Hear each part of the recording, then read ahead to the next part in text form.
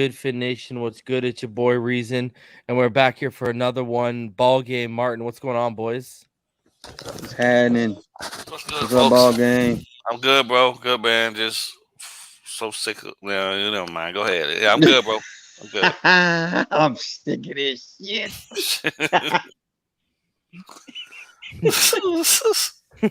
Bruh. Oh my god, bro. I honestly, man, I'm still caught up with the roller coaster this season has been, bro. Like, oh my goodness, the up and down, more specifically the down and up, and then just hitting a straight wall this past weekend, bro. It's like, damn, we built it up just to tear it down, bro.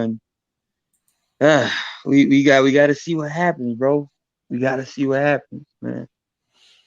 Rough. I saw people before we went live, and I think they're saying it right now. Groundhog Day. Like I said this to y'all on a post game, right? Okay, you want to? I'll give you Wilkins, okay, because he played good for the majority of the game, 110%.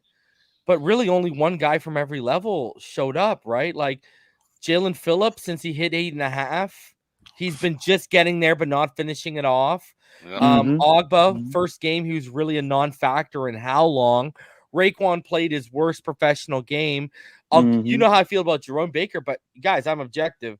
Jerome Baker showed played up. His ass off, bro. Yeah, he played his ass off, okay? They did. Secondary, our best player in the secondary was Javon Holland. Fucking rookie, man. You know what I mean? Like wow. One guy from each level shows up on defense, and then on offense, even a guy like Hunt, who's been good, had lapses. You know what I mean? Dieter too. Waddle, Dieter, Waddle was scratched out. Like they took him away. We talked about it before we were live. Bracketed him, they wiped him out. They wiped him out, washed him out. The coaching staff didn't show up in terms of supporting the run game. I mean, I don't know if you boys saw it, but I posted the clip of Mike Gesicki saying that we didn't have a bad weather game plan, and I set Twitter ablaze a little bit today with that clip.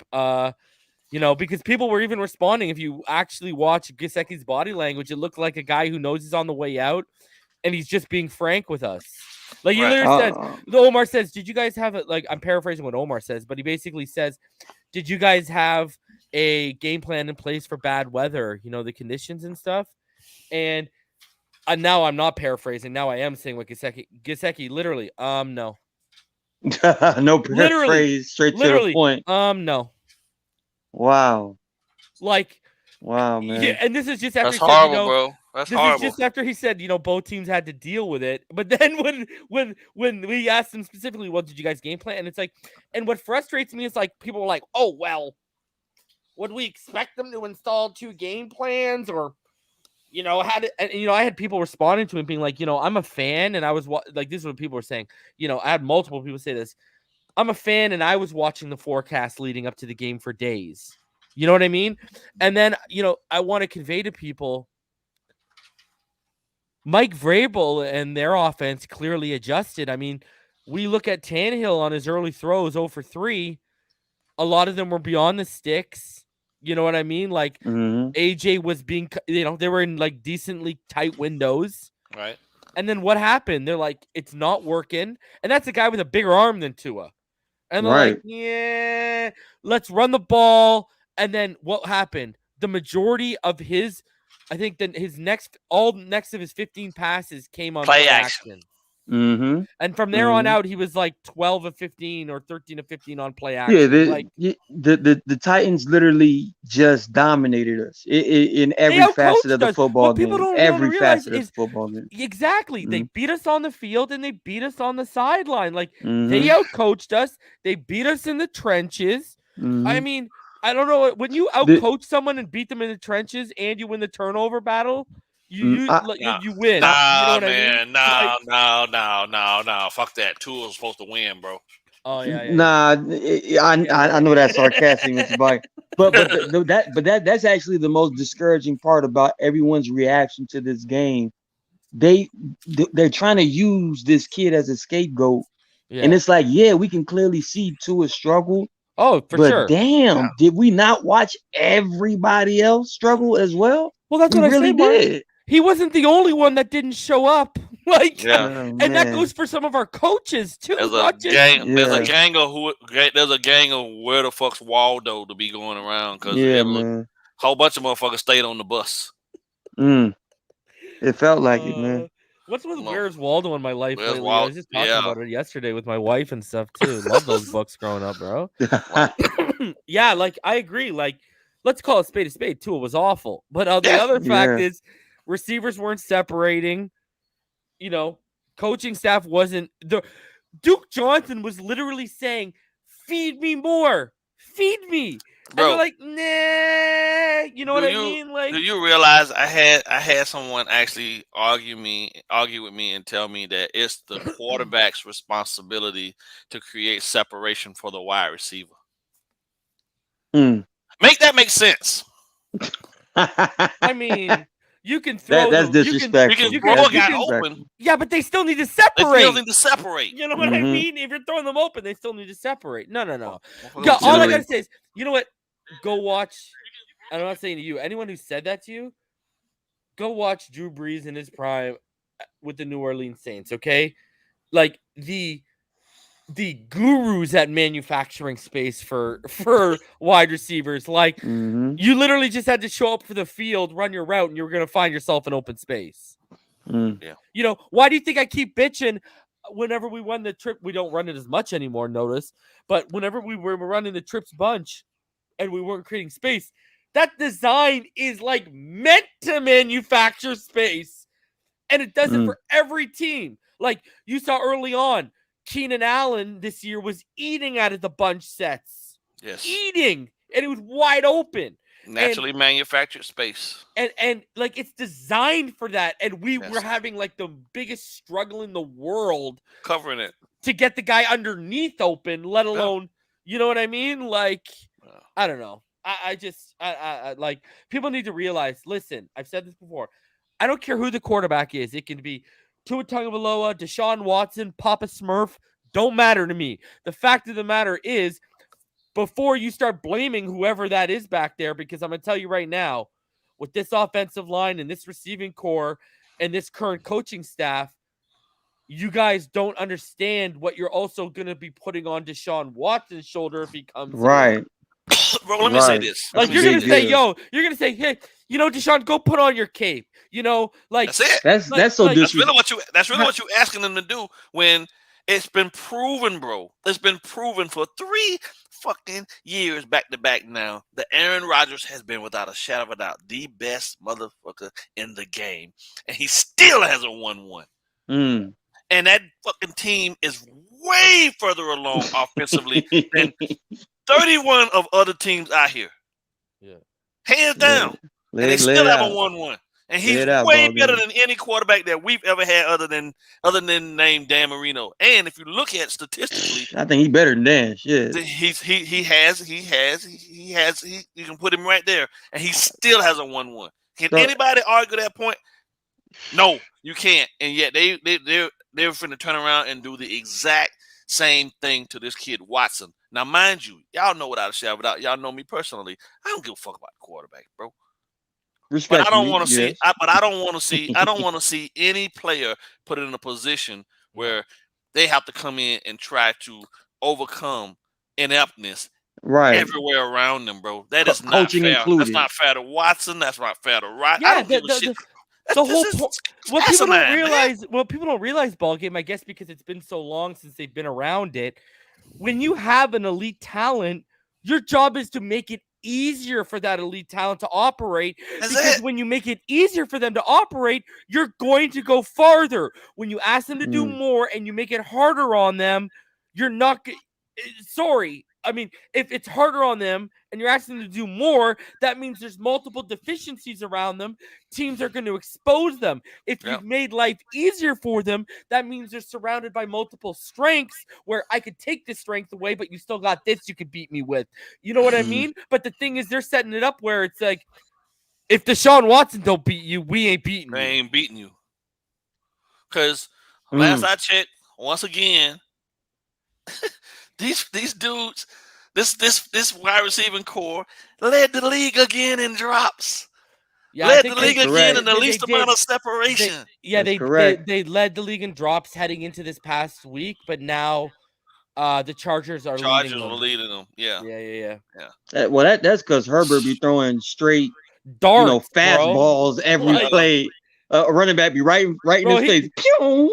Dude, Will Fuller better not sign with the Chargers because he thinks one broken finger's bad right now. I would like to see what happens to the rest of his hands. Do any of you believe that these cocksuckers are really going to go out and here with the words? They're really going to go out here and do what they got to do to ensure that whoever the quarterback is has the weapons around him that he needs.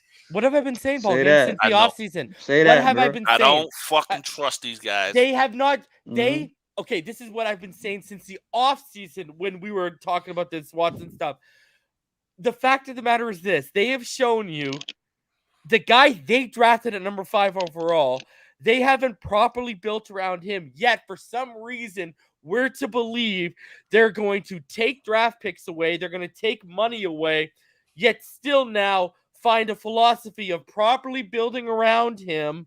When I'm telling you right now, when they've already shown us they don't know how, you know what it's going to turn into? I'm telling y'all right now, because I already reported on the Patreon, I reported here, from what I'm seeing, from what I'm hearing, they're only going to add one tackle. They want to stick with Eichenberg, Jackson, Dieter, and Hunt for another year, plus another tackle to replace Davis, okay?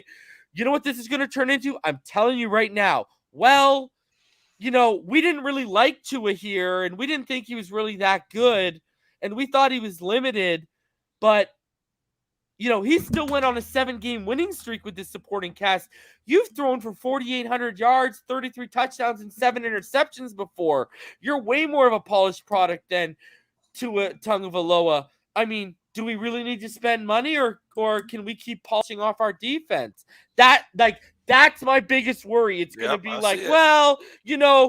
you're already showing us so much. You're already good enough. Do we really need to splurge and spend $20 million on a tackle to protect his blind side? Meh. Because I'm telling y'all right now, you want to play real, you want to put your nuts on the table, Chris Greer, get Watson and Tunsil in the same package. That's it right there. Now that's a package worth giving up a whole fucking buttload of time. Right, I would give up a draft for that. A whole draft. Like wasn't like Mike Dicker, with the cigar in his mouth. Now we talking. And because the rumor's been for the last 3 weeks, they sat him out because he was on IR. They're not bringing him back. And basically, word out of Houston is a Tunsil trade is inevitable. Now they do some shit like that. Okay, we good. That will make up for a lot.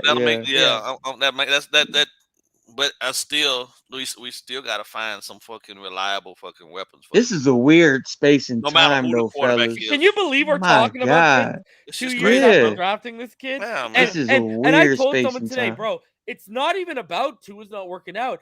I just hate the way, as an organization, we've handled this whole situation. Right. Like we could have handled this in the offseason and dealt with this, and we wouldn't be, whether win or lose in the playoffs, we wouldn't be dealing with this right now. I mean, whether we made the playoffs or not, we wouldn't be dealing with this right now. Like, we'd be like, well, we'd be looking at whether Flores and Greer work out. We know we have our franchise quarterback, but we'd be like, you know what?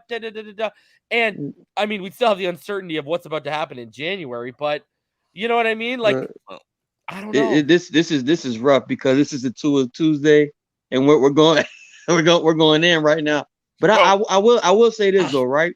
Let's say this does actually materialize, and we do trade for Deshaun Watson, right? And we get a Tunsil. Can I just add too, guys? I got to put it out publicly before anyone does.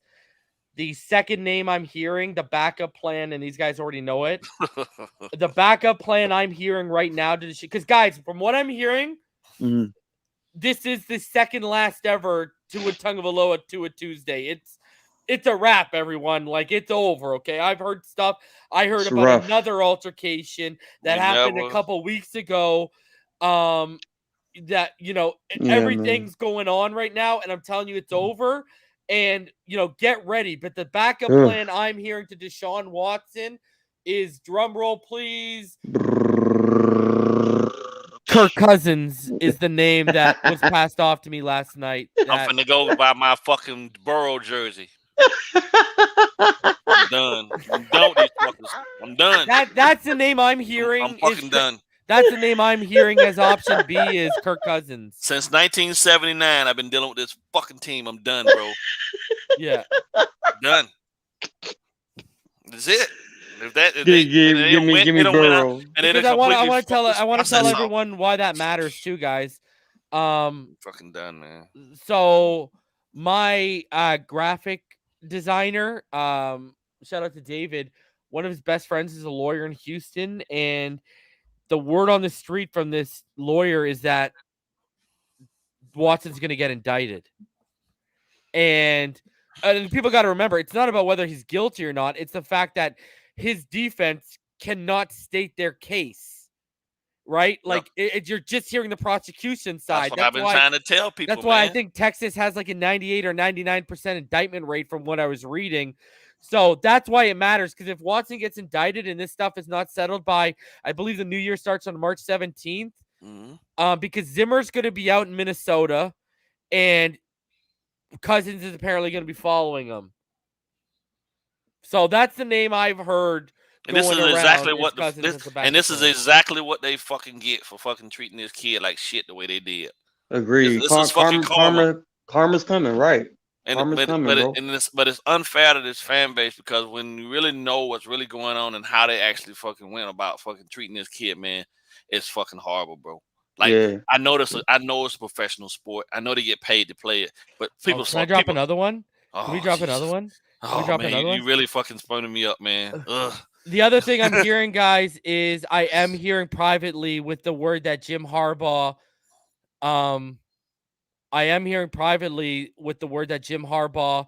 is tempted to leave Michigan right now. That, I was told, and here, I'll tell you exactly. This is the second freaking time Ross has come asking them to come do this shit. So at some point, that alumni shit runs real deep between them, and he might just fucking be like, "I'm coming." Okay, so this is what I was told towards Harbaugh, and I quote: "I think they would try. I'm not sure they would succeed." That's the exact quote I was given. So with that, and that's someone who reported today that there's two teams interested in Harbaugh as it stands, and that is what So that same person said, "I think they would try." So he's basically telling me that's one of those two teams that could be interested in Harbaugh. And guys, remember, it's not even about Flores. It's about Ross's tie to Harbaugh. What BallGame's alluding to, some of y'all might not remember, when we signed Sperano to an extension, he still flew out and tried to court Harbaugh to come and be our head coach. Yep. This motherfucker's ruthless, bro. I'm about to say, bro. Steven Ross at this point at 81 years of age is fucking saying, I gotta get my bowl. I don't give a fuck about y'all feelings. And that's what he's saying, right? Yeah. He's saying Jim Harbaugh's gone to a Super Bowl before. Y'all haven't even got to the playoffs. Bye. Yep. Right. That's exactly what he's probably thinking. Bro, this man got divorced and the guns came out, bro. He was like, fuck your feelings. I don't care how you feel. Drive by on Dan Marino on Don Shula, bro. I want what I want. I don't give a damn about your feelings. Let's get it. Yeah. Oh wow. That's what he's doing. Nah, man. This is gonna be a very interesting. I think this is gonna be one of the wildest off seasons. Bro, in Dolphins history, if we come out with like Jim Harbaugh and Deshaun Watson, that would be the craziest offseason ever. I agree. And again, Sorty told me he's starting that Harbaugh campaign up. And again, I look, it's gonna be Harbaugh and fucking dipshit from fucking. I said this to BallGame, Martin. If you're Chris Greer and I come to you and I say, yo, Chris, either you're both gone or Jim's your new head coach, what are you gonna say? Bye, Flores. Bye, Flores. Bye, Flores. Give me 10 minutes, Steven. I'll go pack his office up right now. You know what I mean?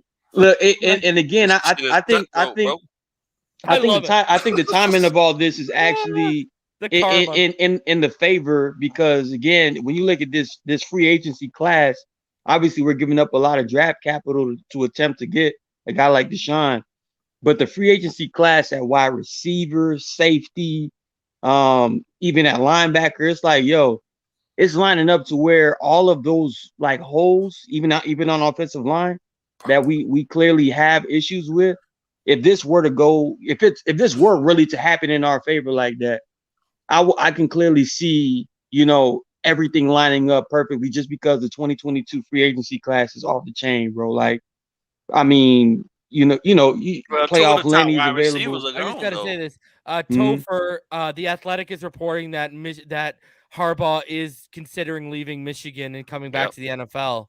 Yep. Because he knows it ain't about to get better than that playoff appearance, bro. He ain't about to beat Alabama. Let's be honest with ourselves, okay? Or Georgia. Here's my problem. This shit gonna get this shit could go so bad right now at this point that right. Can I tell you though, BallGame? Shake Fins in the comments makes a great point.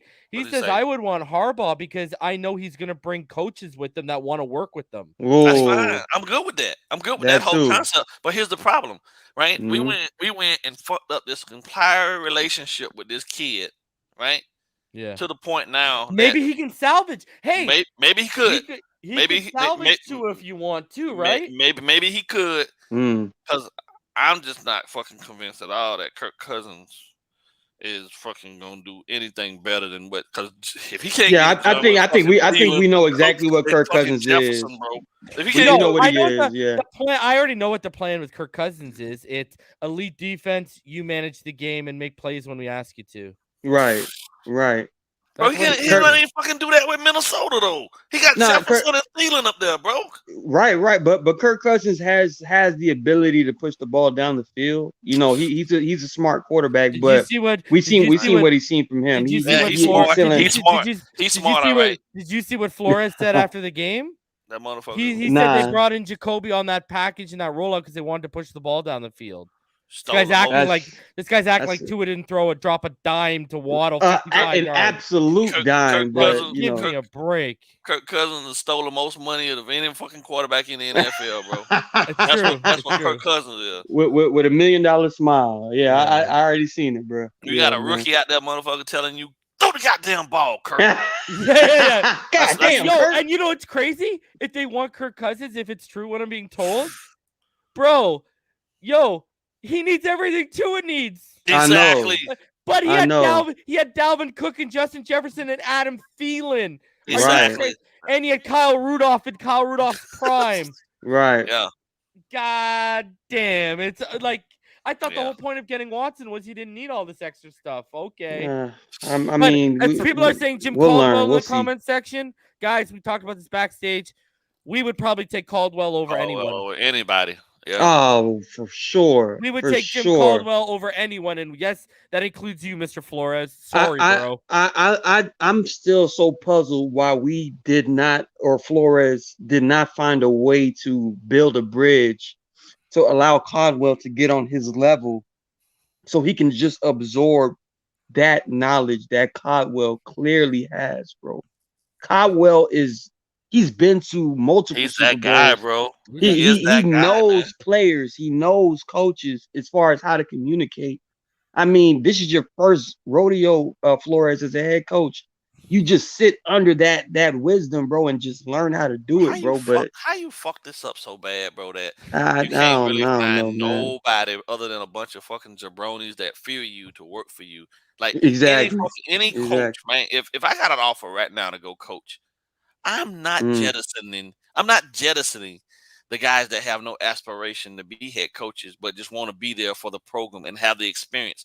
I'm gonna lean on that until I can find me some new young guys to come in and soak up all of that talent and then replace their old asses when it's time for them to get ready to go, bro. But I'm not doing it right out the gate, bro. I'm not doing that. People are saying didn't Caldwell leave because of medical issues? It's the same thing as saying Brian Flores had lunch with Tua during the offseason. It's not true. It's not true. He did not leave because of medical issues. That's what they told us. Yeah. Even Omar but there's Kelly clearly something there. Yeah, even Omar Kelly talked about it today on his Twitter feed. You can go see it. And he said, that's what they told us, but they've never given us an explanation. And like I told BallGame and Martin, ever since I started connecting with people, I've talked about the OCs and I've talked about Jim Caldwell with actually multiple people. And I've always been given the impression there's way more to that story and it's an alpha on alpha thing.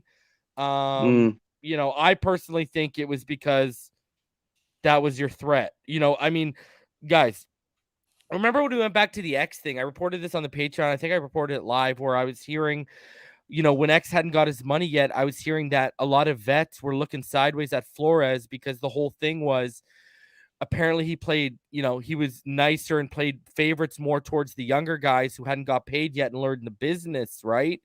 And like that's what I had heard. And then I thought about this the other day. You go look at the coaching staff on the webpage, and it's all these young guys. A lot of them, their first tenure in the NFL is with the Miami Dolphins. And I'm like, it makes sense. I'm like, oh crap, he did the same thing to his coaching staff. It was it was young guys who are easy to push around because they're new to this level and they got to do everything because that's how they're going to get paid, by listening to you. Right. And I'm like, oh crap. I'm like, what I was hearing about the room, other than like Byron Jones, I've heard is a big yes, time sir, favorite. no, sir. Exactly. Right. Like he falls in line.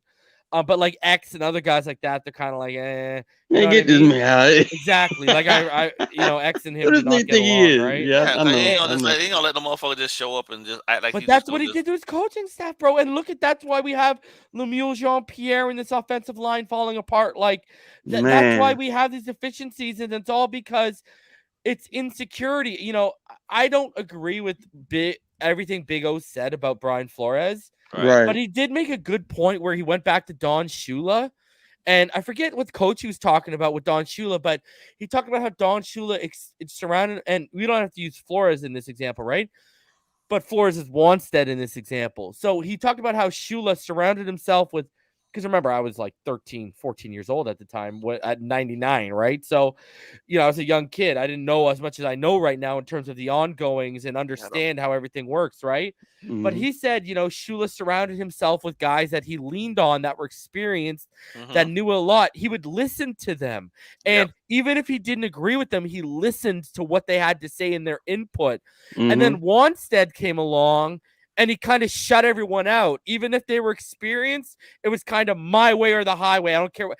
And I've been telling y'all, you two personally, privately, at least I know, since the offseason, that's the impression I've been giving that Flores is behind the scenes, that it's my way or the highway. Like, remember, isn't it funny that we're sitting here right now? And remember when I was reporting about BallGame, you were up there. No, BallGame. Remember you were up there and I was reporting about the whole Herbert thing and how Flores wanted Herbert. And then I started going into stuff I was hearing behind the scenes. Right. And remember one of the things I was told was Flores is stubborn.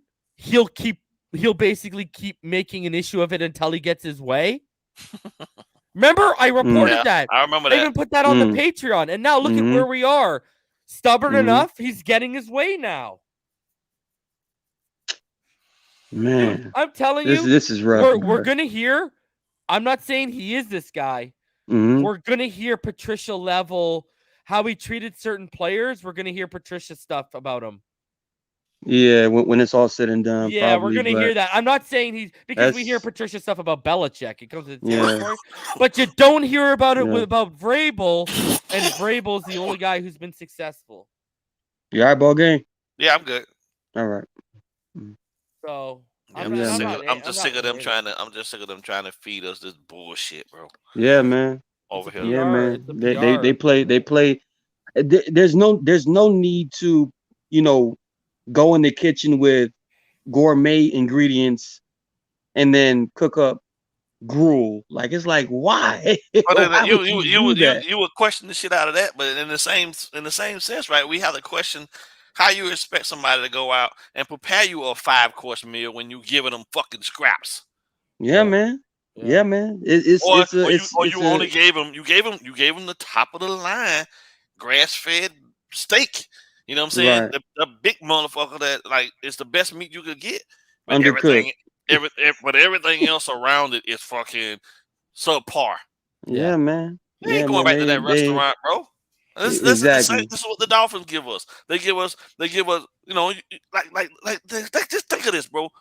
You got a 99 catch rookie receiver, bro. Rookie. But your 7-year fucking veteran only got 38 catches on the season. and you got a $10 million motherfucker sitting on the bench over there with a busted finger.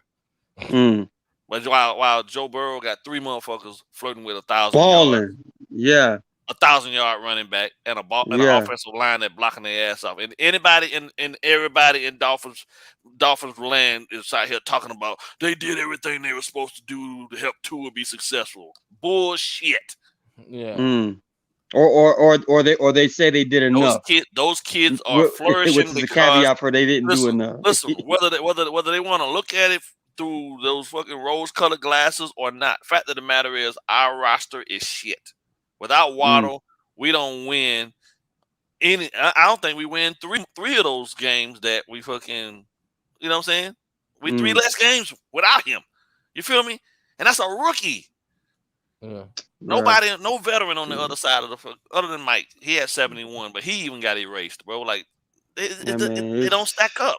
Well, it's like this ball game. When last season ended, there was clearly not that big of a gap between Joe Burrow and Tua Tagovailoa. There wasn't. The issue is they fixed their offensive line. They continued to build a receiving core, and they had Joe Mixon, and now the gap is noticeable. And I think Herbert's been great, but I think Joe Burrow is the best one in this draft class as it is today because he's got the killer instinct Herbert doesn't have. But G-Firm456499 says Tua's beef is with Flores, not our franchise. We fans have loved Tua from day one. With Flores gone, Tua would want to stay. FYI, Jim Harbaugh fixed Alex Smith. All facts, G-Firm. Shout out to Q for becoming a member. And then we got another donation here, $9.99 Oos Juice. Reason, would you agree that Flores can only build a defense? It's crazy.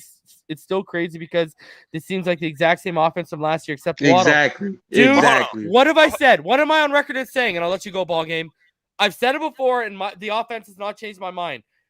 Brian Flores is a glorified defensive coordinator. Now, he's a defensive genius when he wants to be, but he's a glorified defensive coordinator as it stands right now. He cannot control both sides of the ball. Go ahead, William. Well, I'm gonna go a little different because my evaluation of this whole process is really and truthfully only thing he really brought to this fucking process is that pressure package, bro. Aside from that, we're still mediocre as fuck in playing zone. We're not well balanced defense across the board, bro. We're good in man press, cover 0. That's it. Anything else? There's going to be some question marks. So I don't know if you can necessarily call yourself or consider yourself a fucking guru if you only do one aspect of fucking playing defense well. Because what we did yesterday, on Sunday, and how we got bludgeoned, bro, and you couldn't make any fucking adjustments to not get bludgeoned by a fucking dude that was on the practice squad 3 fucking weeks ago. That's why I said I don't want to hear no championship. I don't want to hear the championship defense talk, bro. So no, I'm not putting no crown on this motherfucker for just introducing the cover 0 blitz against fucking teams that didn't. That go ball game. They were inept. A lot of those teams were fucking everything I said, and I side with ball game. Let's go. I'm not giving him that. I'm not fucking putting no crown on this dude, man. I love it, bro. I'm done. I retract everything I said. I agree with ball game. It is what it is, man. Like, no, I'm gonna have to call an ace and a spade, bro. Like, he's fucking.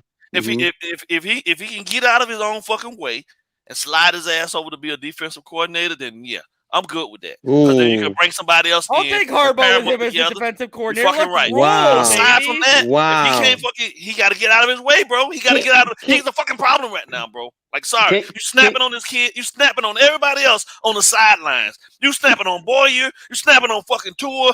Nigga, when you gonna look at yourself in the mirror? Damn, ball. Sick of this shit, ball man. game, for real. Like, real talk, bro. Like, at the end of the day, bro, it comes down to him, man. For real, all signs lead back to him and this bullshit, bro, of him not wanting to allow people to have any freedom other than to do things the way he want them to do. You can't be successful like that. You can't be the all-in, all-encompassing, only person on the entire freaking sideline that's got all the answers, bro. He's the Wizard of Oz, bro. He's the man behind the curtain, bro. Sick of it, man. And I've been trying to give this dude a pass, bro. Like, but one thing's for sure, bro. Like, what I didn't do, I didn't allow myself to get back into a corner where I was on the island all by myself and everybody was always 24/7 looking for me to have all the answers. Nobody that stupid.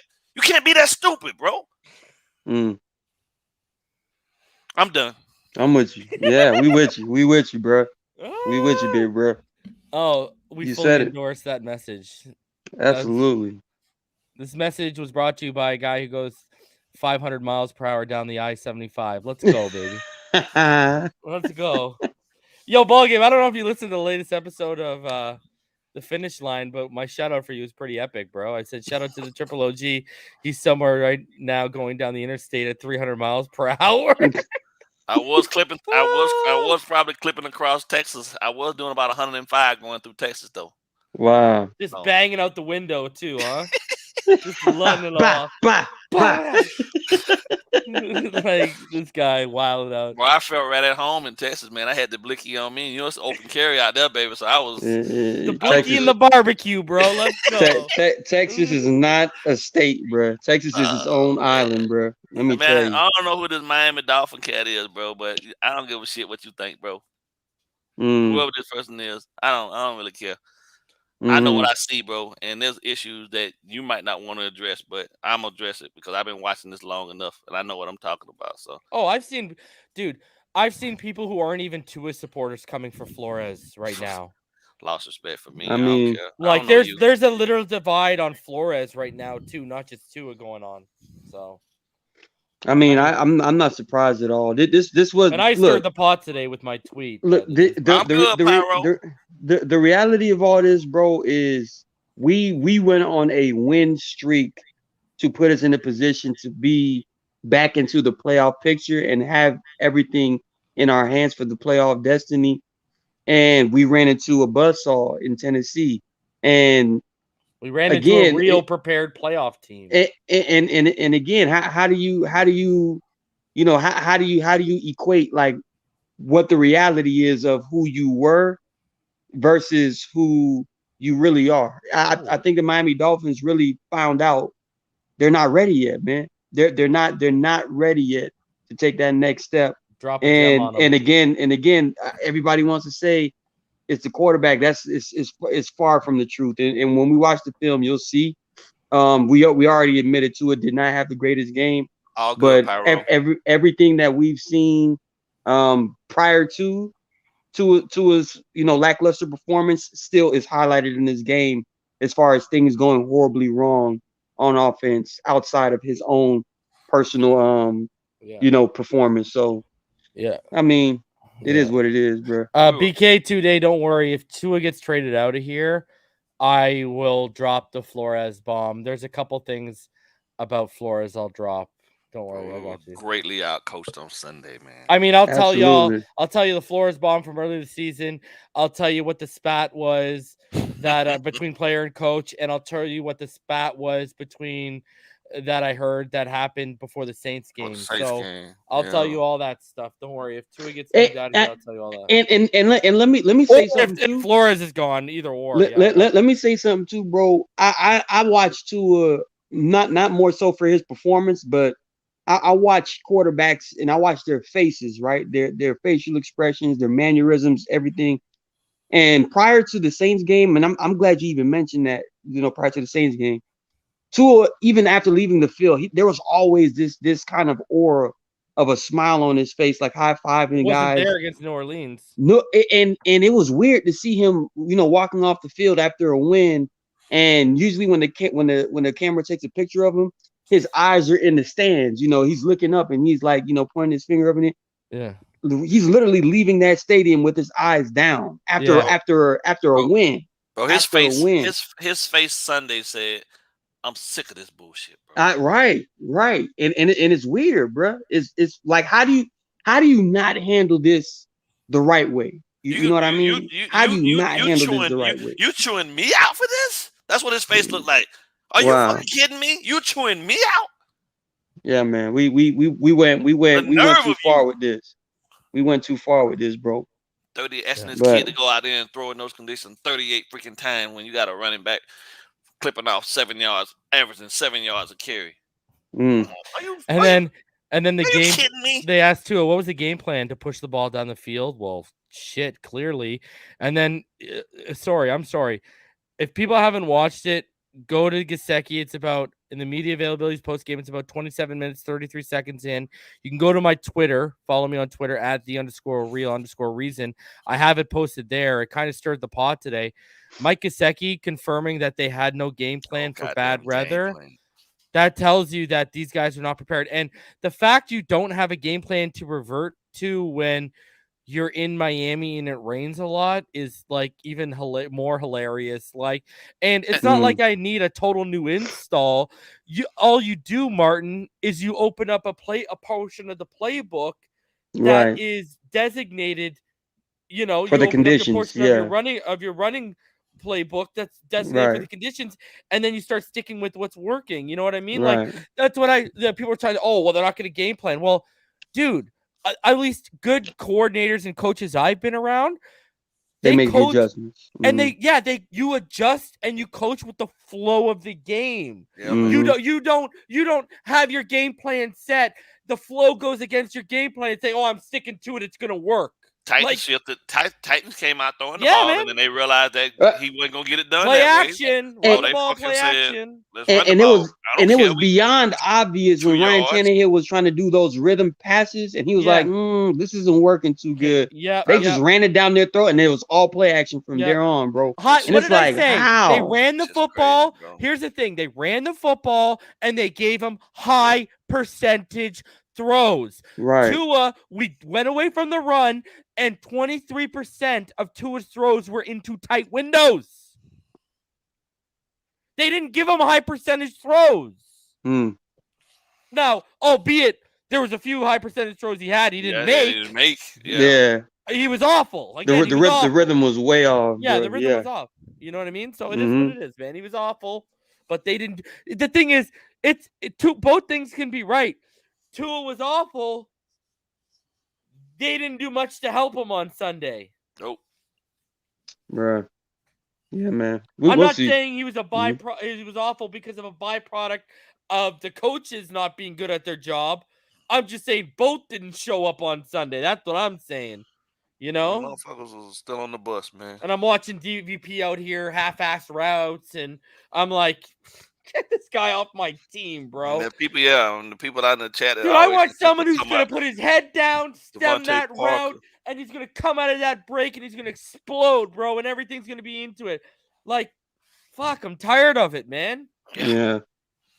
Because for some reason, the Bills game, for some reason, the Bills game last year gets tied to Tua. Like, the whole fan base forgot Matt Barkley looked like an MVP against our defense. Like, that's what I'm saying. They gave up. Everyone piles on Tua. Outcoached again. Yeah. Right. Yeah. Everyone piles on both sides Tua, of the ball. But everyone piles on Tua, but excuses everyone else. Like, I'm not trying to hear it's not that, right. bro. It's not right, man. Like, come on, bro. And it's clear what they did in the run game. All they did was Raekwon had a bad day. They isolated Landon Roberts and they ran it down his throat. They coached that. They knew how they were going to run the ball. They just didn't run the ball. But once they saw in the first couple of drives, bro, they were clicking off 1 yard, 2 yards, 2 yards. Okay, shit, it ain't working. But they stuck with it. And then when they started having success against Raekwon, that was it. They doubled him up.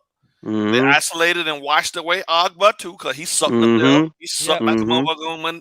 The only one up there that gave a fucking decent effort was Christian Wilkins. And they always ran right. They ran away from him. Yeah.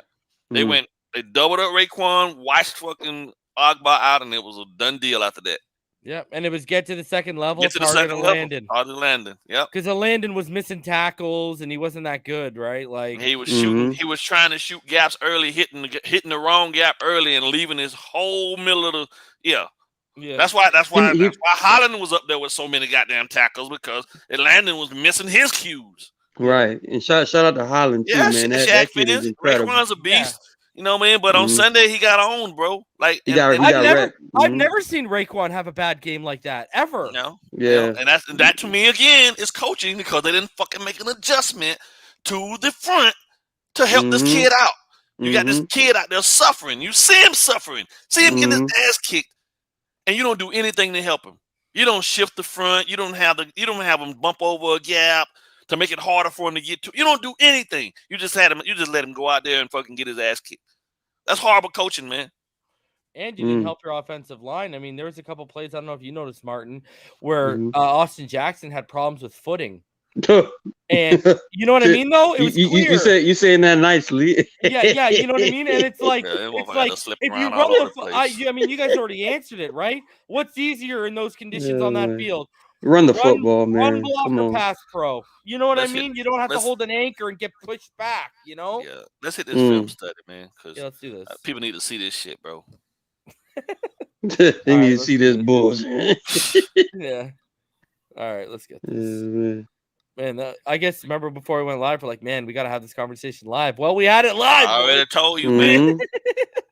BallGame set it off too. Attaboy. Oh man, I got to clip up you going in on. I got to put that on Twitter. Yeah, sir. Oh, I got to clip that up and put it in. I don't give a fuck. They don't ever give me tickets to come to the game again. I don't care. Keep your fucking tickets. Just win some games and get your heads out of your asses. For real, man. I'm good. I can watch it at home and not have to worry about y'all bullshit. But just do something different, bro. Like, good Lord. Make it happen. Yeah. Wasting these kids, man, in their effort, man. These kids are legitimately out there trying to play their asses off, bro. But these fucking inept ass coaches, man, is just horrible, bro. Yep. All right. Let's get into this. All right. So starting the game off here. You got the Dolphins, 11-man personnel, 2 in the gun. And, you know, you got Smythe as that wing back. Johnson, Duke Johnson's to the right. Looks like it looks like a quarters coverage, potentially pre-snap. Yeah. Yep. Because they did change a lot. They already knew what was coming, man. Yeah. they So were prepared. Exactly. So we're gonna get forward motioning right there. And you see Tua, nice throw. That was a dart on that post to DVP, play action. Right. And Tua, if you watch on this view, boys, Tua reads the field from right to left, as we see in this view. You know, this was such a great start to the game, and I think we all thought we were going to get a better performance, and this play gave us hope. You know what I mean? But if you look at it, he starts from left, he goes to the right. Nice throw. Perfectly accurate. Great placement on the money. Yeah. Cover 3. Saw the post coming open. Delivered the football. Yeah, they. Great throw. All right. This killed the whole. Yeah, I know. Whole energy, bro, right here. 12-man personnel, 2 under center. Gaskin, the single back, 1 receiver each side. Quarter looks again by Tennessee, and this is going to be play action, and this is going to be a nice screen to Gaskin for a good gain, but it's negated by Jackson being ineligible downfield. I didn't think he was too far downfield to throw that flag, but per where the linebackers were. Do you think they called it because of they thought he was too far ahead of Gaskin? Robert Hunt was more ahead of him. I know. That's why I was kind of confused when I was watching this. I was like, what are we doing here? This was the Jackson beginning of the bad calls. Behind him. This was definitely the beginning of the bad calls we were getting pretty much all game from the referees. They over-reffed this game and under-reffed. The problem is he's supposed to climb to get to the next level. Yeah. This is perfect blocking. This is perfect blocking. Look at him. He's looking for targets. He's supposed to go get work. Yeah, I know. I was watching this and I was trying to explain to myself, are they thinking he's too far ahead of Gaskin? Like, that was the only thing I could conclusion I could come to. Is like, but if you watch him, he even holds his water for a minute. He does. Yeah, he does. With Hunt, him and Hunt at the same time, right? Yeah. This was perfect blocking, but the referee got overzealous with that flag. You're complaining about the screen all game. All year we get this beautiful screen and a meaningful game, and they take it away. Yeah. This was a huge play too. I know, man. That's awesome, man, because he actually even looked inside to see what was coming and then worked upfield to get more work, man. So he obviously took to doing exactly what's supposed to happen. Like when you roll out, you block, release, look inside. Okay, I don't have anything. Where's the next threat? Let me go get it. Right. Perfect I don't play, get it. perfect execution. Just a bad call by the referee. Illegal Man. man down. And we would have been past the midfield. Yeah. Ready to roll. Momentum just stripped from us right there. So Dolphins now 11-man personnel, 2 in the gun, Gaskin to his left. Titans are going to shift into I think a cover 1 single high post snap look. I think so. Yeah, this looks like a potential cover 2 or quarters. Yeah, they're going to shift it though. I'm pretty sure. Mm-hmm. And it's Yep, that there it is. it's the jet toss Jet to toss. Waddle. Got it. Yeah. And guys, Gaskin. Who's that out there blocking? Right. What are you doing, Gaskin. Miles Gaskin? No why is he effort. in this position? But why is he in this position? He's not a blocker, bro. Right. Like, no effort. I would have put Philip Lindsay right there. Yeah. He would have been a maniac on the edge trying to block somebody, but no effort. Yeah, it's bad. And look at the space he would have had if he would have made that block. I Look know. At this. He would have turned the wide up. receiver at the bottom. ISO'd. He got his guy covered. You got who is that? The tight end going to the next level. Yeah, you just got that safety. You got that safety over the top. But I actually chalked this down as Gaskin being, still, upset about the previous play and the previous miss of a huge game. Yeah, he was still in his own head in this play. You could clearly see there was no effort to really just make your block on this play. He literally walked out there. Yeah, there was no intention. No, what is that number? 37. He wanted no parts of 37, bro. Hooker, yeah. Amani, he wanted no parts of Malik Hooker, bro. Watch him. He even sidesteps him, bro. Look at this. Yeah. Look at that. Yeah. He didn't want no parts of him. Yeah, he look at him. It's bad blocking. Soft, man. Of him, yeah. Right. That's very Jesse Davis. That should have been without a shadow of a doubt a kill shot for him. I would have benched him. Bro, he could have he could have been on the hits of the weekend. Because that dude was coming down so hard and so fast. All he had to do was just lay a shoulder blade into inside shoulder. Boom. Right there. Yeah. Yeah. Soft. I would have benched him. like George Atkinson, Lance Swan. Not even, and I'm not even giving him the T on the end, bro. It's just soft. Just SAWF, bro. That's it. Soft. Yep. And the space was there to be had. For real. Yeah, it was. So just 2 bad plays back to back. Yeah, yeah, brutal. And Gaskin was in the center of them both. 1 positive, 1 negative. Dolphins 11-man personnel, 2 in the gun. Johnson to his right, 2 receivers stacked to the right, 1 split left. It was like potential cloud 6. Yep. Cover 4 at the top, cover 2 at the bottom. But Tennessee looks like they just been. That post snap, they do anything else. Anything they want, yeah. Nothing is open. Tua's going to take the sack. They send 4 and drop everyone into coverage. There is nowhere to go except down this sideline. Yeah, but he wasn't looking. But he wasn't looking. His eyes weren't there. Yeah, his eyes were to the right side of the field. So per the route concept, I think I would have stayed at the bottom of the screen because like we said, pre-snap is a cloud 6 look, cover 4 to the right and cover 2 at the bottom to the left for Tua. And per the route concept, the go route with DVP and a quick out by Gesicki, you definitely have to just read that cornerback right there. And if the cornerback sits like how he's showing right now, that's when you take that whole shot. But his eyes were not there. He was looking at something else. And everything you see the routes up top? Yeah. Poorly designed routes. There is no reason for those guys to be, ass to ass with each other at the top of their routes. That's not going to work. The same location, bro. Right. That's not going to work. Yeah. It's not going to work. Not a soul in a position to make a play on the ball, even if he threw it. Right. Except for hold on a sec here. I'm trying to see it. So okay. So what? Max running like a square in, and behind him is like what is this, like a seam route? Like a seam route. Then they both meet at the same space. Yeah. Poor play design. Poor play design up top. We've seen a lot of that this year. Poor play design up top. Oh. But what I And look did at really all the like. space with nothing underneath except. And here's the thing too.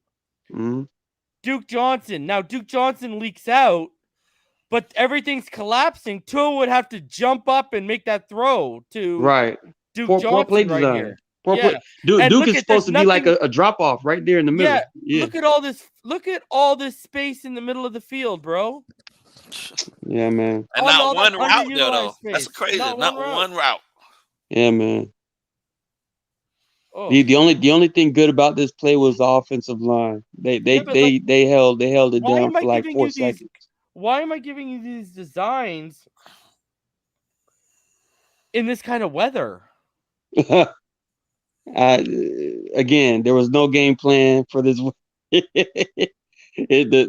game plan was a game plan, no matter what, and that's what this was, bro. Sacked by Tua. He didn't see the whole shot to DVP on the left side because he started his progressions to the right, like you'll see here. I like the blocking on this play. Comes back to the left. He didn't like it. Comes back, goes to his right. Blocking was decent, and it collapses. Too late. Yeah. He looked. I will say this too. Another thing that stood out about Tua, he looked very indecisive in the pocket. Very much so. Yes. Yeah. Very much so. And the other thing, when you look at his eyes, too, boys, Mm-hmm. he's clearly trying to push this downfield. Like he wants nothing of Duke leaking out, right? Potentially, he wants this ball. Look at, he's looking to the right. There's your whole shot. Doesn't he wants see the first it yet. down. Mm-hmm. You know what I mean? He wants that ball downfield, and there you go. Yeah, man. That's Take it on the chin. Yeah. So Dolphins 11-man personnel pistol. Johnson behind two. It's like a Trey right off set stack. Mm-hmm. Motion a bunch, pretty much. Yeah, and then you got the Titans shifting around, giving you like a quarters look right now. Yeah, just around quarters. Pistol bunch, tight end. Yeah, and you had Smythe motion in line out of that stack for a 12-man personnel look. And it's going to be a bootleg back to across to his body, and he has the shot and shoots Waddle on the corner route. You got to make this throw. Tua's ball placement continues to be spotty since the Giants game. Yep. Like I've been saying, he drops that throw a few inches and it's an absolute money throw for a first down. It's just got to be dropped a few inches. Yeah, and honestly, Tua's even on that rollout, he just looks uncomfortable. You know, as far as flipping the hip and actually making that throw, it looked a little bit rushed because he's rolling out to his, weak side, as opposed to his strong side, which is his left. So it was just a wonky attempt. But like you said, just look, the play's a play. Bring the ball down just a little bit more. Good read. Good. Good. Yeah, he made the right idea. read. Yeah. But the throw just has to be way more accurate. So exactly. So it'll be a first. Mm-hmm. Yeah. So we got the Dolphins 11-man personnel, Tua in the gun. I believe that's Philip Lindsay to his left side. You got two receivers stacked to the left, one split wide right. Gesicki is about to motion to the right side. That looks like that's cloud 6 again. Cover 4 at the bottom and cover 2 at the top. And Davis is going to get beat clean right there. Flushes Tua out, and he underthrows Holland on his 10-yard out, who was wide open. Yeah. The problem I have with this is now the second throw in a row he needs to make. Yes. And we've seen him make this throw multiple times. He needs to make it. I deem this as inexcusable. I don't know about you boys. No, I'm not making no excuses for him. Yeah, right with you. Yeah, that's a routine throw that he should be able to make. So. And not only that, Hollins is breaking wide open towards the sideline. Tua makes this throw in his sleep. Honestly, man, like I said, from that Saints game, even at the end of this game, Tua. I think Tua checked out, bro. Emotionally, I think he checked out, bro, because he makes this throw. Yeah, I would have too. I would have too. Yeah, this is clearly a sign of he misses it, but he throws that dime to Waddle later on, and you're like, what? Right. Like, but that's what I mean by he checked out, He because checked out, yeah. if you're checked in, every single attempt has to be razor sharp, and this, it clearly looks like he just wasn't in it this game, bro. It Like, might have been. It's just like, man, that's a lot of shit to have to fucking process at 22 years old, bro.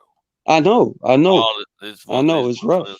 And they shitting on you, and every opportunity they listen. It's like I'm gonna come pick you up every morning, right? You go pick up your girlfriend every morning for school, right? You go by, you grab, y'all have breakfast together, and then fucking she see you leaving campus at lunchtime with another girl.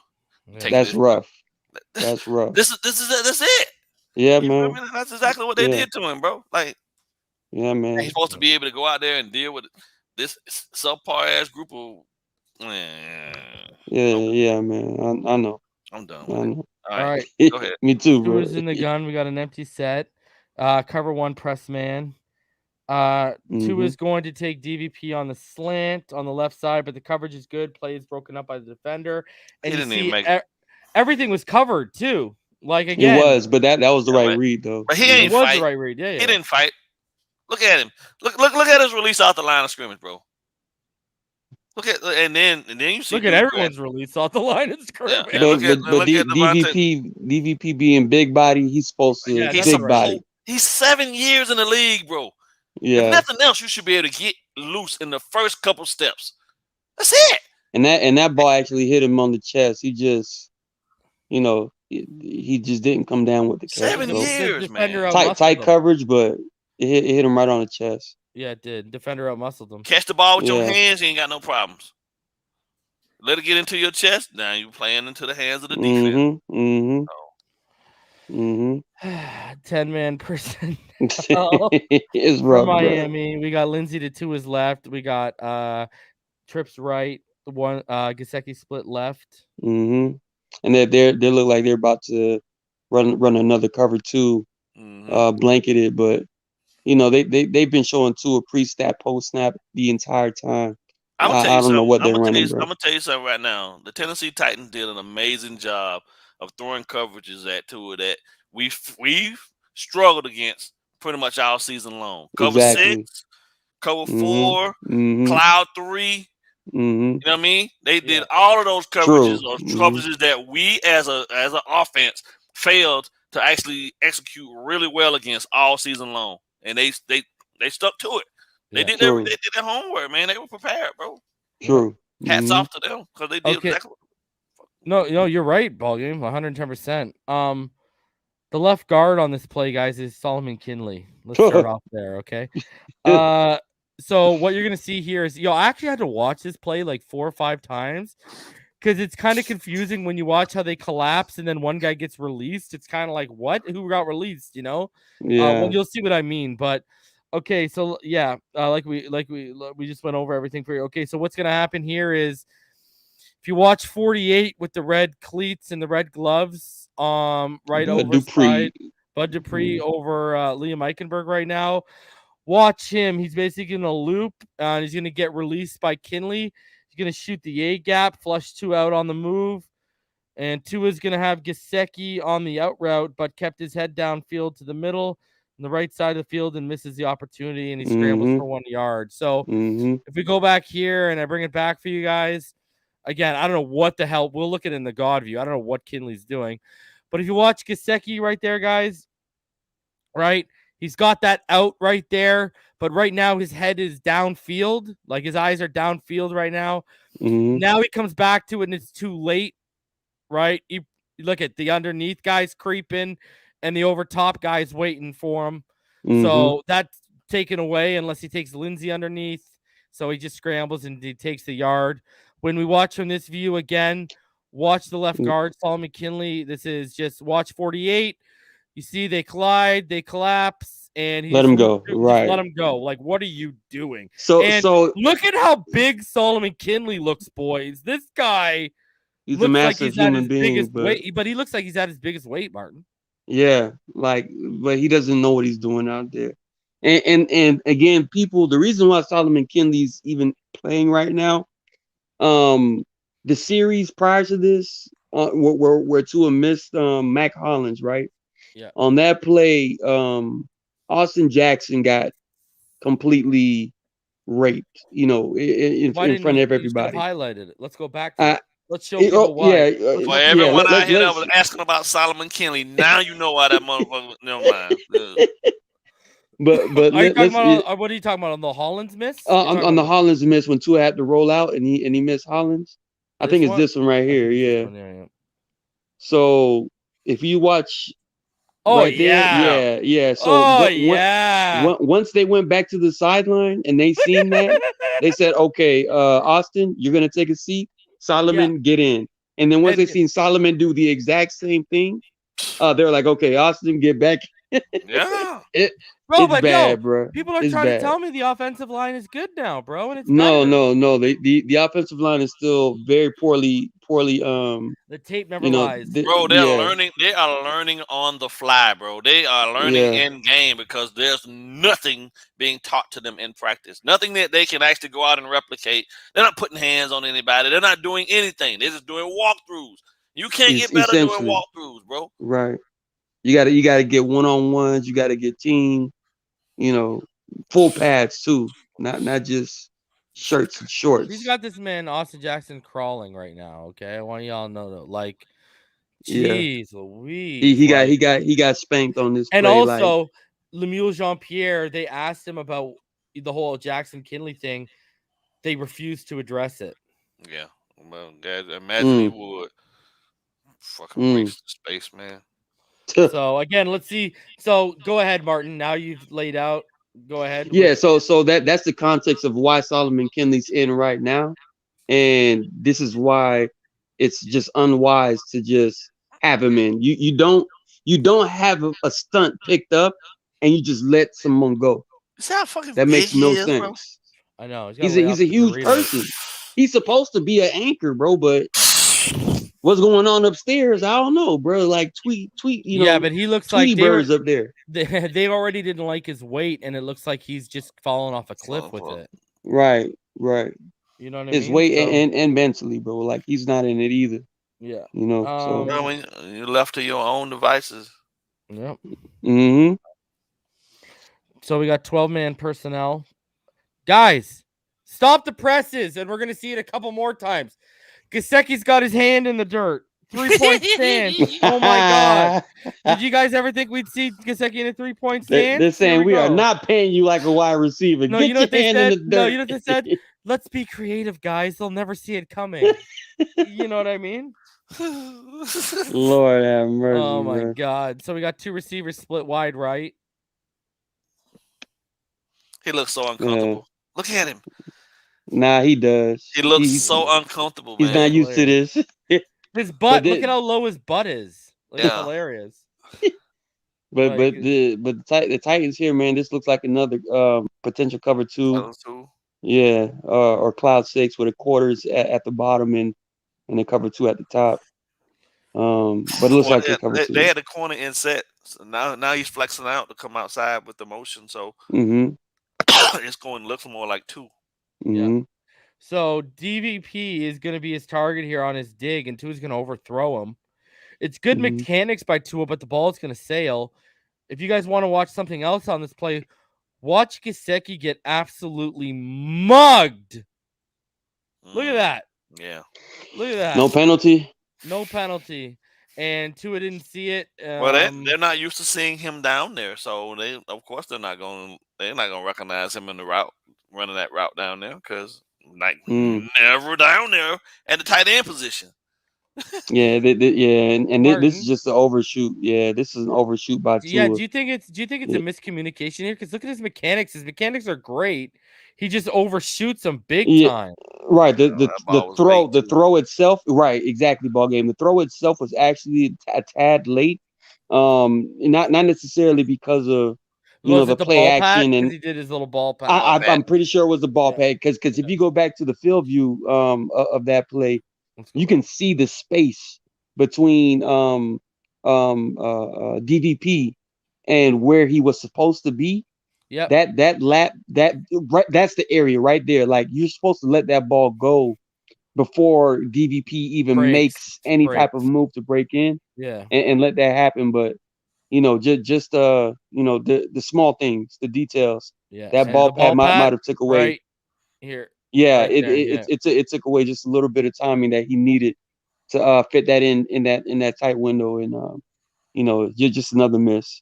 All right. This is what I love about talking football with you guys. It's like the fact that we notice the lateness and then we point out how it's such a small little thing that caused him to be late. Not a lot of people would say, like, think about it. You guys are like, yo, he was late. And I was like, oh, it must have been the ball pat. And you guys are like, yeah, like not a lot of people would be in that conversation. You know what I mean? Not a lot of people would have been like right off the top of their dome, oh, ball pat, or, you know what I mean? Like it's, Right. and I know you guys do the same thing too. But think about it though, right? That ball pat is that's a 1,000.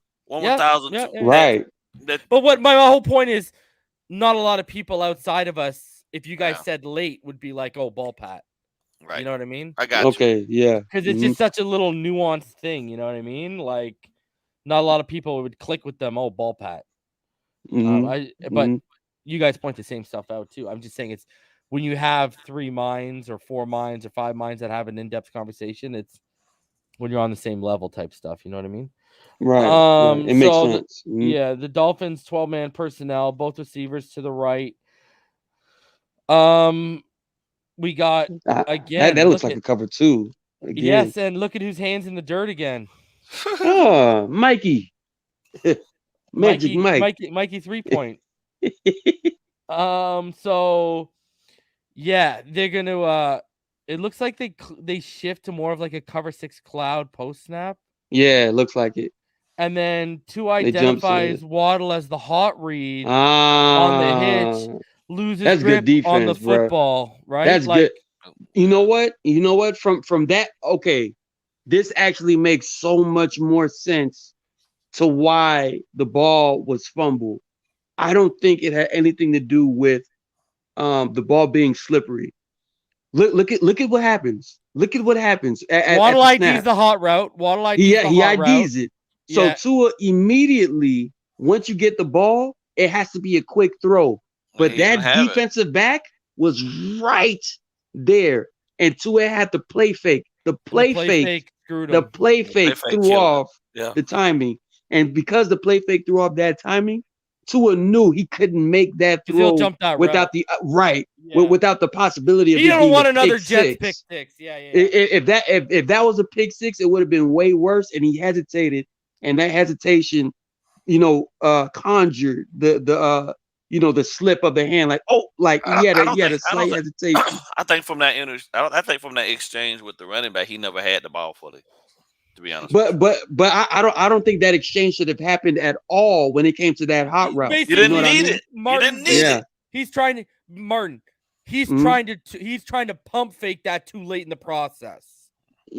Well, not even you can't. You're not even supposed to pump fake that. No. That's what I'm saying is he's turning that. He wants to make that throw. He sees it and he turns it into a pump fake. That's what he's trying to do. Right. Yeah, and he's trying to look it off. Right? It slipped off his hand. It came out of his hand. That's what I'm saying. It's not a pump fake. He wanted to throw it. Yeah, but he saw that defensive back screaming up the field, and he held back. Exactly. Yeah. So that was like.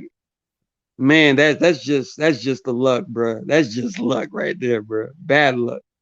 You've had those games. You've been in games, bro, where like prior to there was some shit that happened that had your mind all fucked up, bro. And no matter how much you tried to push through it, bro, nothing just fucking. It lingered. Yeah. It lingered. Yeah. That's what this was. Yeah. Even his body language was off, bro. Yeah. And again, I kept mentioning this, prior to, us starting Tua last year. What happened? DVP had a cushion, and his guy was flat-footed. Yo, we love these hitches, eh? Like we live off these hitches. It's ridiculous. But he ID'd Waddle as the hot route. That's why that was his initial read. Like we can all say he should have went to DVP or whatever, but he ID'd the hot read. He made the right read.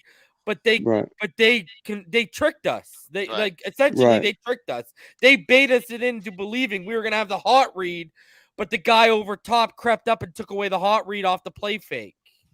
It's smart. Yo, They were Smart prepared, defense, bro. man. Yeah. They're like, oh, these guys are gonna run. We ran a play This is action 90% of the time. Boom.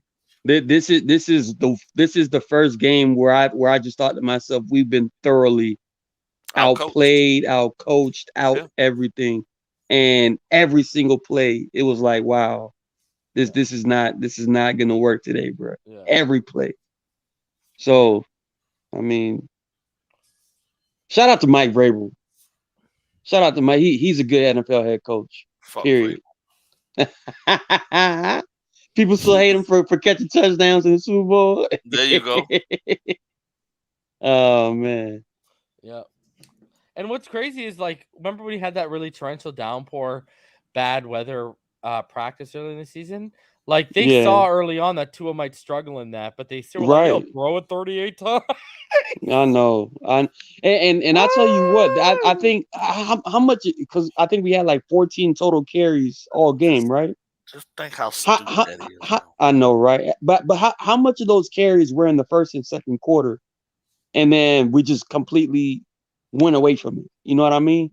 Like what happened? Why did we what convinced us not to stay on that gas pedal when it was working against a good defense? Dude, that said, can take y'all, away the run? when I would have saw the ball security issues early on with Tua, I would have taken the ball out of his hands and ran the football. And when I need you on second and manageable or third and short, I'll pull you out on a play action to go get that first down. Other than that, right? You know, there's a reason why they ran the ball 40 times and we didn't. Okay. Yep. 11-man personnel for the Dolphins. You got 2 stacked to the right, 1 split wide to the left. You got 2 in the gun, Lindsey to his left. And what is it like? It looks like a quarter. That's like another quarters, potential quarters coverage. For Titans. And Pre-snap. this is he's just gonna take Lindsey on that swing route to the left side for a nice gain. And this is what I was talking about. Look at, they released Gesicki to that second level. And they do this a couple times in a row. They just release them. Like, and there's no, and because of the coverage, there's no one over that middle of the field, right? But Tua, he's locked in on the swing. Right. And it's a great read. It's right. Open field. Yeah, open field. I'm not saying he's making the wrong read. I'm just setting y'all up for what I'm about to show you. That's all I'm doing. Right. So, Gesicki over the middle, but he makes a good read, makes the throw, first down, huge gain. And again, you know what sucked, boys? It's like it kept seeming like we were gonna get things going, and then they stalled. Right. You know what I mean? It's like we kept getting recurring. So now we got Dolphins in 12-man personnel, strong right, 2 receivers on the left to the weak side, 2 under center, Duke is the back, Titans show cover 1 press, Waddle motions, botch snap, Dolphins recover. Tua was out of it, bro. He was out of it, bro. Yeah. And obviously this is when the rain was really coming down. And he kept wiping his hands on his towel, you know, right? Yeah. Bless you. But at the same time, you always, as a quarterback, you never rise up until the ball is fully gripped in your hand. Yeah. And that's normally a bang type of process. But Tua knows, you know, any feel that it's not there, you never rise up out of that. And you know, it's just one of those games, bro. Nothing really, you know, consistently went right for him. It was a, you know, take 1 step forward, 3 steps back type of situation. And I got to dead this in the comments. Guys, Tua does not have small hands. He has the same hand size as Herbert, 10 inches. He's got he's got bigger hands than Joe Burrow. Joe Burrow's like 9-inch hands. Yeah, right. I'm gonna do a very hard pause on this, and I'm gonna pause my pause. Pause. Tua has 10-inch hands, but I will say Tua does not have like the grip, like the actual the actual strength in your hands that you need, you know, for like a Brett Favre type of grip. Tua does not have that type of grip, but he does have the hands to completely cover a football and make the throws. He does have those hands. Yeah. All right. 11-man personnel. We got Gaskin in the backfield with Tua in the gun. Yeah, this is. Go ahead. Yeah, this looks like another quarters coverage too. Yep. As far as what they've been bracketing with. Waddle's going to motion, and this is an RPO to Smythe leaking out after Cover disengaging for a real nice gain up that left side. Mm-hmm. Yeah. And even on this play, Tua still was trying to make sure he has good grip of this football because everything is slick right now. I noticed it while it was live how he threw the ball, right? Yeah. Like it looked like he pushed it more than he, you know what I mean? Like it looks like he was pushing it. Everything has been slick. Yeah. Yeah. Slick like Rick, bro. Slick like a Jerry curl on these fields. All right. Dolphins in 12-man personnel, 2 in the gun, Johnson to his left. And look at Gesicki in his hand in the dirt, 3-point stance again. They ain't fooling nobody. He ain't about to block nobody. Ain't nobody buying that shit. This is just for the stat sheet. yeah, he was in line. Oh man. But yeah, this looks like another potential quarters coverage or even a cloud 6. Yeah. With the cover 2 at the top and cover 4 at the bottom. I listed it as a cloud 6 in my notes. Mm-hmm. Tua leads Waddle way too much on his out route right here. Mm-hmm. And guess what? I showed y'all before a couple plays ago. I'm gonna show y'all again. Mm-hmm. Watch him with his hands in the dirt. They are fooling something again. Giving a free pass release to the second level. Again, wide open on the dig route. And again, look at. And that was a miss. That was a miss. And they gave you that look twice in your last 3 passing plays, and you didn't see this, man. Like, that was a clear miss. And I actually make these reads, Tua. Come on, man. I actually also put this on like the block right there, right in front of him, where Bud Dupree is pretty much screaming in his face. Smite? Yeah, Smite. Smite. And that's just a bad matchup for Durham Smite, to be honest. Bud Dupree is a premier pass rusher in the NFL. So, again, you have to see that read pre-snap. You have to feel that route is going to come open in that second level because of the play action. Anticipate it. You have to anticipate it. Right, because of the RPO. Look at the play action. Yeah. They bit. They bit. Yeah. So as soon as you see that as a quarterback, the linebackers are biting, you should automatically ring in your head. Okay. This guy's gonna come open, right? So, just another miss trying to get the ball out to, a player because there's a pass rusher right in his face. Yeah. So, yeah, sorry, man. Tua, you ain't doing yourself any favors, my friend. I don't know what to tell you, bro. A lot of missed opportunities right here. Yeah. Ball. Yeah, like he just missed that. Yeah. He just missed that. All right. 12-man personnel for the Dolphins. Waddle's going to motion out of that stack to the right. 2 in the gun. Johnson in the backfield. Quarters coverage, too. Pre-snap. And this is a bubble screen to the right that he looks all. He doesn't even look in. I know exactly what play this is, fellas. Go ahead. This is the same play that we ran against the Arizona Cardinals last year with Durham Smythe in the red zone, where it was a look off right, look off left, and throw in the middle. But instead of Durham Smythe, this one's supposed to be for Mike Gesicki. But Mike Gesicki did not run the route. It was covered. Oh, wow. It was covered. Good memory. Yeah. It was covered, man. This is actually the perfect play to run right now, but they just played it perfectly. The Tennessee Titans was ready for war, bruh. Put it like that. They was ready for everything that we had ready. It didn't work. Well, it didn't work. Look at this guy. One hell of a memory. Rain Man over here.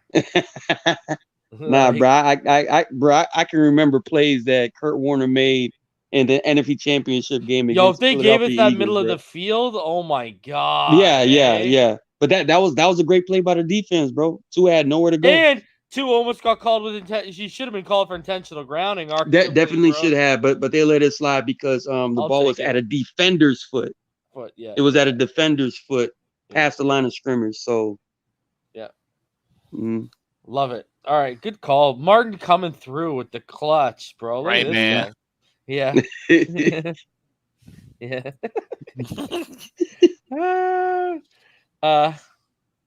All I'm thinking about is all I got is Dustin Hoffman lines in my head from that movie.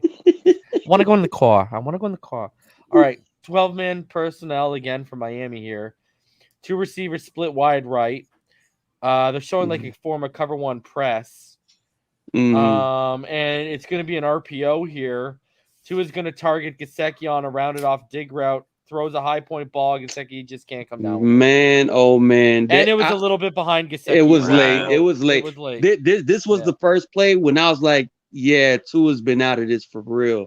He normally never is that sluggish on a a play fake so he can flip his hips and make a throw. Look at how sluggish Tua was on this, bro. I'm telling you, bro, Tua was out of it this game. It was weird to see. Yeah. It was weird to see, man.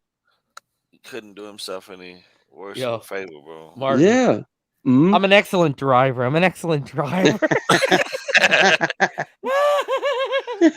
Oh, by the way, that's I'm actually a really good driver too, man. Yeah, no, well, from Rain Man, right? I know, bro. And that Ferrari Tom Cruise is pushing in the movie, one of my favorite Ferrari models ever. But anyways, yeah, and even Gesicki like sat there thinking to himself like, this is he all doesn't miss this. Right? Look, just go, just watch Tua's like his mechanics on this.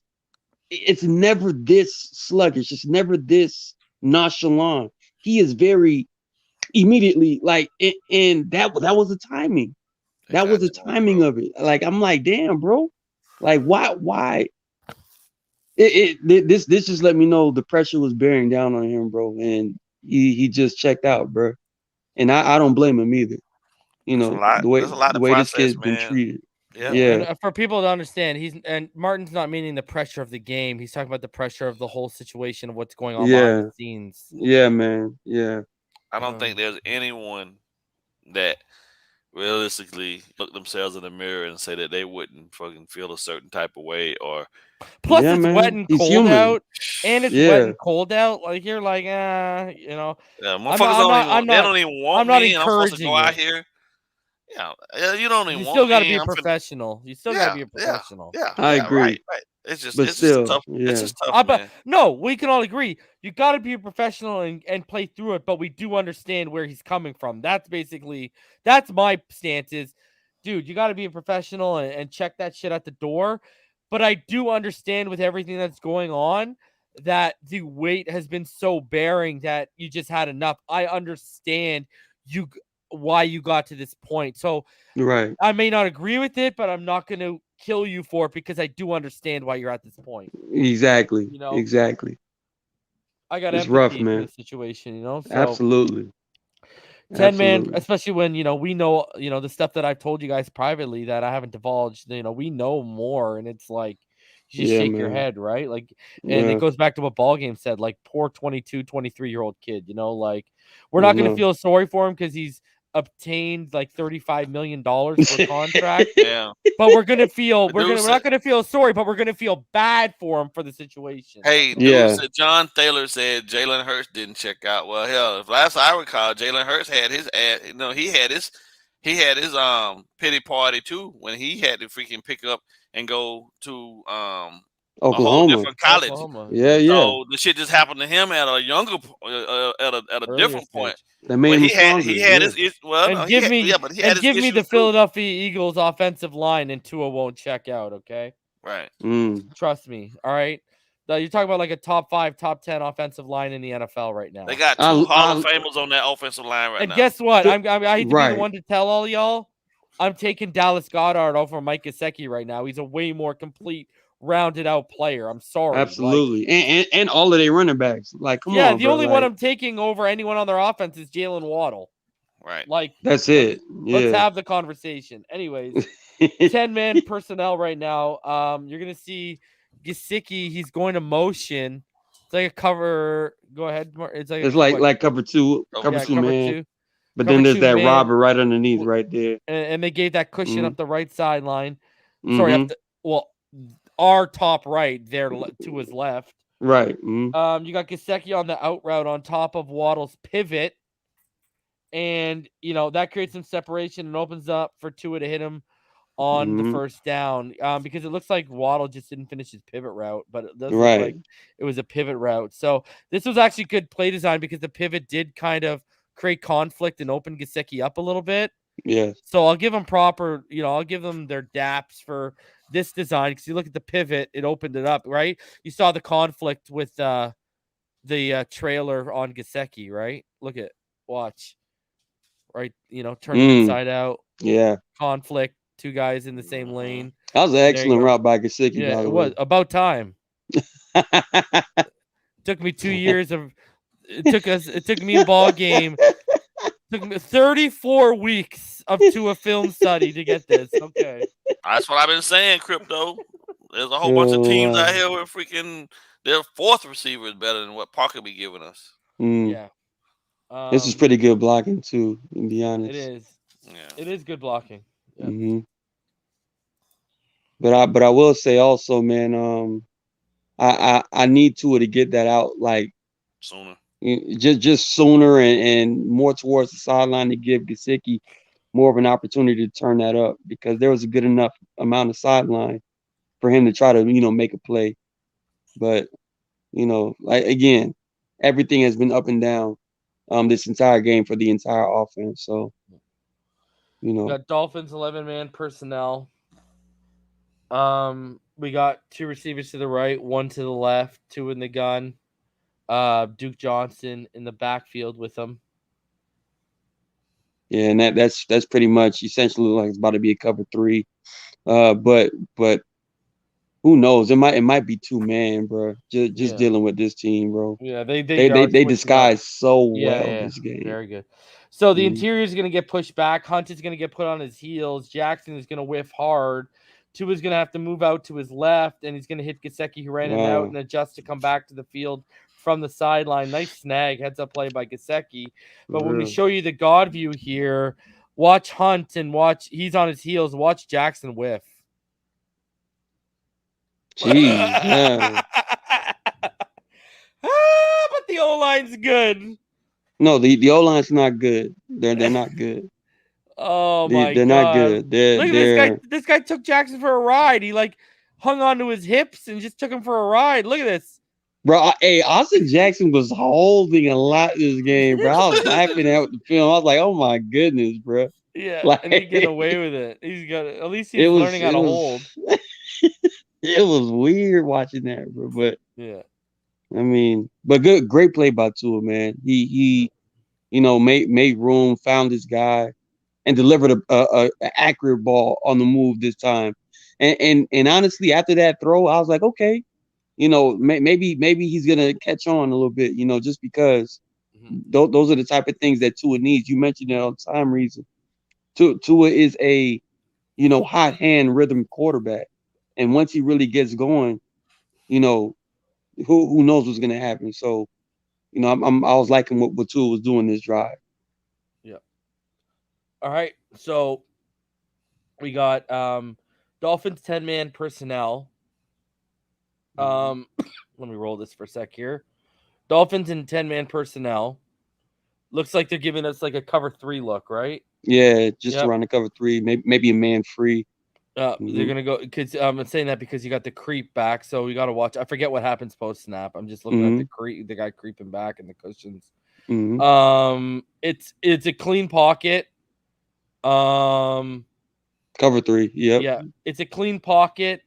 And the defender is clearly grabbing Gesicki. Look at this. Mugged him. And are we crazy right now? And the other thing too is, how we had this. Obviously, everyone remembers the discussion we had with EM about this. Nothing else is open. No. Well. One pushback. Don't do one it. Pushback. Because remember, it's a cover 3, right? So cover 3 is going to be like 2 options as far as the holes in the defense. That dig to the left, aren't you? I'm going to take Smythe because there's room for it. The safety is completely off to the side. Yeah. And that linebacker, there is no way he can close in on that hole. Yeah. I knew you were about. I told you were going to take the dig to the left, bro. But I would have taken that, but I don't mind him taking the shot with Gesicki because Gesicki was clearly being held on this play. Guys, I froze it. Look at right now. Are we crazy right now that we're not getting the ball's in the air? The ball is in the air right now. Zero separation. Yeah. Yeah, man. Muggins, no, man. not about the separation. This guy's back's towards the sideline and he's mugging. Oh yeah. Bro. Yeah, he's being held. Yeah, you're right. Like this is so. And then watch Parker. Look at Parker. He stopped his route and he's watching the mugging. And then watch Parker. After we don't get the call. Look, puts his hands up. Like, what the hell's going on here? No call, bro. But right there, you see that right there. Yeah. As soon as you drop back on that third step, you see it's cover 3. You already know Smythe is running that angle in. That linebacker, there is no way he's gonna catch up to that whole shot right there in the seam. And Tua had his mind made up. He's seen that guy right there, back turn, give Gesicki a shot, but they didn't call that flag on the play. So look at Parker. That's a miss too. Yeah. So Dolphins 10-man personnel. We got 2 to the right, 2 to the left, 2 in the gun. Duke Johnson to his right. And this looks like another quarters. Yeah. Potential quarters. Yeah. Tua has Smythe on the quick flat route right there, but he's not right. He doesn't see it. He doesn't look his way. Everything else is covered, and that's the problem with him not seeing that. So this is dangerous because if you see at the bottom to Parker, he's going to try a comeback route to Parker.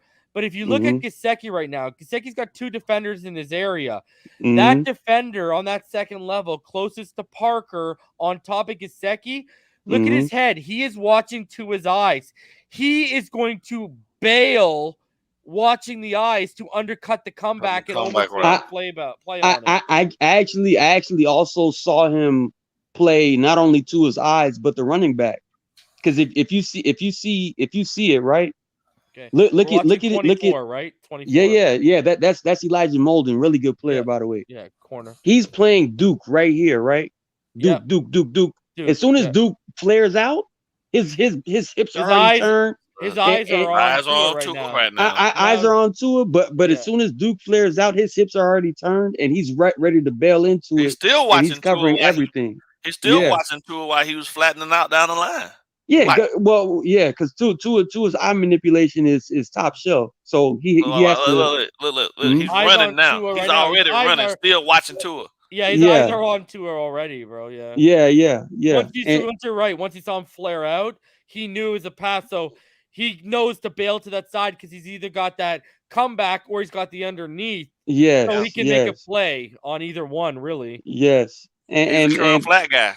Yes, and regardless of that play, Tua still has to read that as that's dangerous. As a cloud, not a cloud, but a cover 4 quarters coverage. Yeah, and just throw that ball to Smythe because he was wide open underneath on the opposite side. So and he didn't even see him, right? Right. He was committed to the right. Like I would have taken the sack. First of all, he doesn't put it. As soon as I would have saw this guy flip his hips and bail off Gesicki. Don't throw. I wouldn't have taken any route on that side. Yeah. Right? I would have taken the sack because I'm an idiot, or I would have shot up that middle. Right. Because Smythe is washed out by now. Right, that's true. As soon as you saw him flip his hips, that side is taken. Is dead. Yeah. Duke's about to get lit up downhill, or you're about to get picked underneath, and he's lucky he came away with that. Right. All right. Again. Not great stuff for pointing it about Tua Tagovailoa, man. Calling it like it is. Yeah, man. 11-man rough personnel. game. Yeah, very rough. Awful, man. I was like, let's call it 11-man personnel. Gesicki is going to motion right there. Another quarters look from the Titans. Pre-snap. Tua really only has DVP on this dig Cover 3. Here. Yeah, again, they switched it, right? Like they keep switching post-snap. Excellent disguise this game. They did a great job of rolling late. Yeah. Yeah. The throw's low and behind DVP, and you can't make a play on it for an incompletion. You need better placement here. If Tua's trying for a spot where only DVP can make the play, put it out low and lead him. Like put it out his shoelaces. Right. I just noted it as being late, just a late throw. Yeah. See that hop, that slight hitch. which we noticed that's last what year. threw He it was off. doing it last year. He Right. He never did it at Bama. He's done it since the hip. Right. Goes back to your point about him learning to play with it from the pocket with a new hip. With the new body, yeah. And even the blocking on that play, even if we would have completed that, it would have came back because they called holding on Michael Dieter. Look, which is blatant. Yeah. Look at where his hand is right there, though. Look Look. at his right hand. Look at his height. Rob, I'll see if I'll freeze frame it. Hold on. Yeah. You're gonna get the call. And then he gets put on his ass, and him and his this I was actually proud of Austin Jackson this play because this was the first time I've seen on film. Martin's giving Austin Jackson a gold star. This was the first time I seen on film him pick up a stunt. He picked up a stunt, bro. He passed someone off and picked up a stunt. Look at this. Pass off stunt. Are you shitting me? Wow. What? I didn't even notice this. Oh my God. I was proud of him. Too. I was proud of him, bro. I did the slow clap. Highlight of the night. Look I at did this. the slow clap. Oh wow. Oh, Jackson learned how to play football. That might be some fucking hope. Hey, he did that, and then he started strutting at the end. Look at he passes him off mean. Yeah. Look at this guy. Great job. Watch you go back to what you really are. Look at this guy. On both feet too. Didn't fall down to nothing. Is this the new Miami Miracle? Nah, brother. It's like, what's happening? Oh, did Lemuel Jean-Pierre save his job? Look at this. Oh Lord. Yeah, damn, WWE. Yeah, he got mugged on that play, bro. Dieter, WWE. Yeah, man. For real. He got absolutely mugged on that Dieter play. got just boom. Mm-hmm. Yeah, all right. I still like Dieter though, man. Yeah, that dude is solid. Yeah, we barely ever point him out. Like rarely. I mean? Yeah, but this game he was a turnstile a lot of the times this game. Yeah, but he's still solid regardless. So, so now we got empty set for Miami here. 3 to the left, 2 to the right. Mm-hmm. And this looks like another potential cover. Cover 2 hit DVP, right? Or cloud. I've given up on trying to figure out their pre-snap just because they always come with something different. But I would call this like a cloud, cover 4 at the bottom, and cover 2 at the top. Yeah. Everything. But they played it perfect. Yeah. Everything is blanketed right here. Look at you can't make the Gesicki throw because the safety's coming on it. Yeah. Everything is blanketed. He moves out and he throws it at Ford's feet. Ford did make a good adjustment and did come over, and the throw was there. But I think Tua was already dead on the play.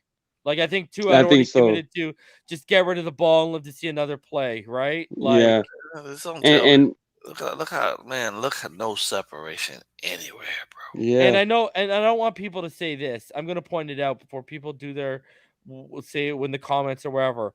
Waddle does come open here at the end, but after right there, but that's way too hard of a crossbody. Nah, you never make that throw. No, I'm putting it out there because I know people are going to try and say Waddle came open, right? No, I'm putting it out there so everyone knows. I actually have it in my notes.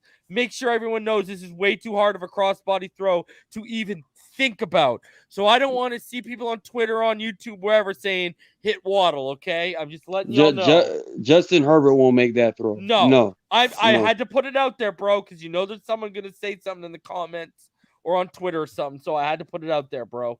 No, literally put that in my. That's how much little faith I have in people telling y'all what's really going on. I had to put that in my notes. I like the blocking on that play. I like the blocking. I like the maneuvering. But the defensive player got his hand on the football. It wasn't a missed throw by Tua. He got his fingertips on the football, and it was deflected at the line of scrimmage. So, all right, empty set again for Miami, backed up into their own end zone. This is the one he hits DVP then, right? Yeah. Yeah. So this is more of like they're giving us a cover 3. Right. Post snap here. Everything is covered again.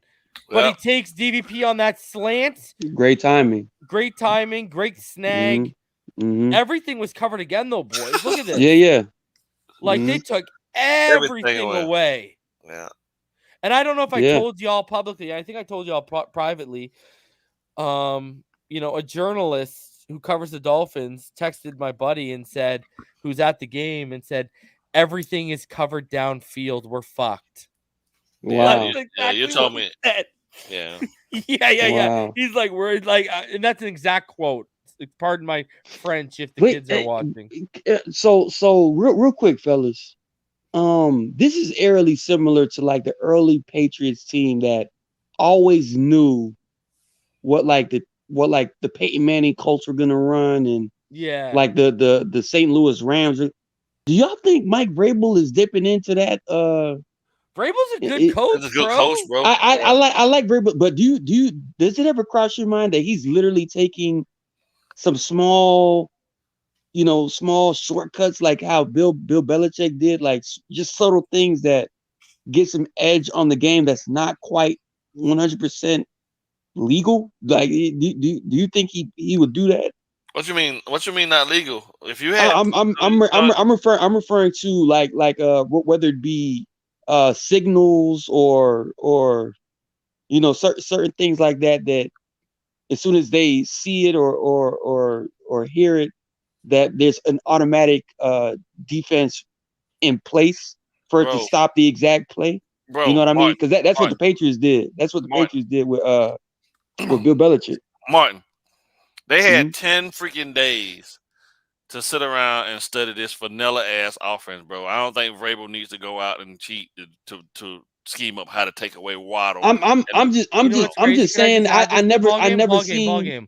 Did you know after Thursday Night Football? So coming off a Thursday Night Football game, so they have 10 days to prepare, or coming off a bye week, Mike Vrabel's 8-0. Yeah, that's the maximum preparation, bro. Like, I mean, he. I think for a guy who's not technically from Bill Belichick's tree, but played in Bill Belichick's defense and under him, he understands how to prepare. Yeah, I think he's the one out of all these coaches that have come out from Belichick because he was a player there. He understands how to prepare better, and I think he can get through to his players better than anyone. And since he's been there, the Titans have always had solid play at their linebacking core, bro. And what have they always had? Okay, they're fixing their secondary with what they have Christian Fulton, but they drafted what's his face, Farley. You know what I mean? They've always had a solid linebacking core, like Caleb, like you said. Jeffrey Simmons is, if Aaron Donald's the best guy, he's the second best guy. Yeah. Deneric Audrey's really good. People sleep on him. But then offensively, always had, even after Conklin left, always had a great offensive line, always ran the football effectively. Right. All right, so credit to the Titans, man. I was just thinking that in the back of my mind, though. You answered your own question earlier, Martin. Remember, you said this was the first game you sat back and watched, and we're like, we got beat on every facet, including coaching. Yeah. That's might I add, that's Pilardi did not help our situation either, because did you know, guys? Struggled. I don't know if you saw my show. That was a bad 29.8 yards, 29.8 net yards per punt attempt yesterday from him. That's abysmal.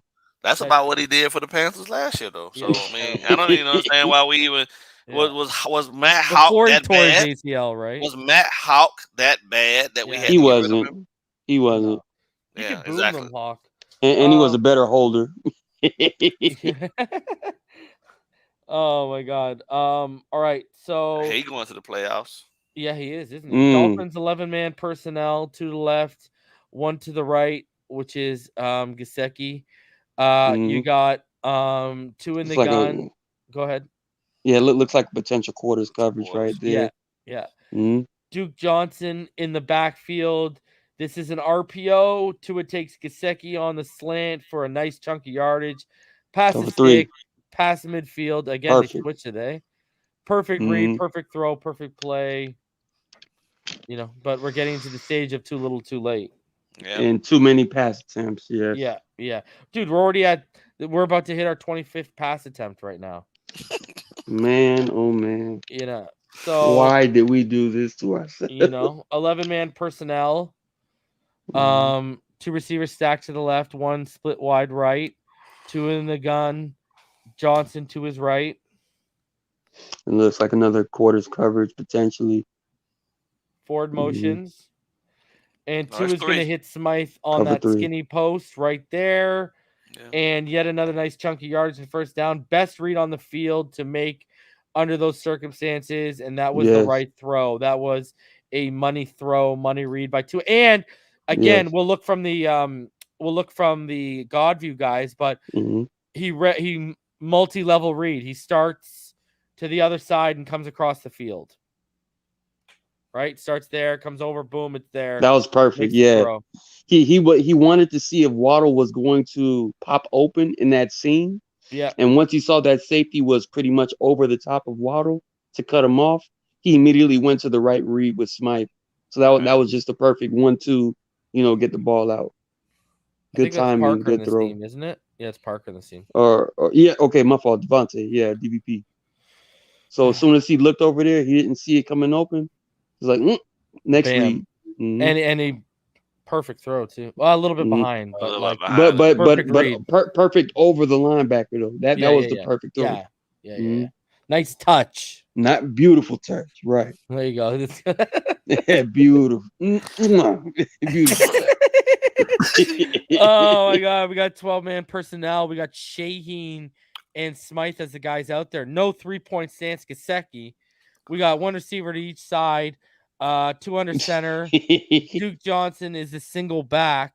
Single back ace. Another potential quarters, but it looks like cloud 6 with cover 4 at the top, cover 2 at the bottom, and then they rotate the cover 3. The cover 3.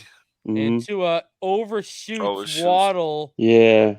And they ran. Why did they force him his bad side? Why? Right. Why aren't you bootlegging to his open side? You know what I mean? I don't know, man. I don't know. You make that throw harder. Like, why make it harder? Here's the crazy part. Waddle was open. Zipped it. Like he chucked that at Waddle. That was a Herbert special right there, bro. Like, look at the. For real. It's crazy though. Look at Shaheen. Hold on. Who's that? Is that Smythe? Smythe, yeah. Cover. That's Shaheen right there, 80. Oh, I thought right it was. No. Smythe comes across. Yeah, Smythe comes across. Shaheen has arm sleeves. Smythe doesn't. Watch. It's Smythe, I'm pretty sure.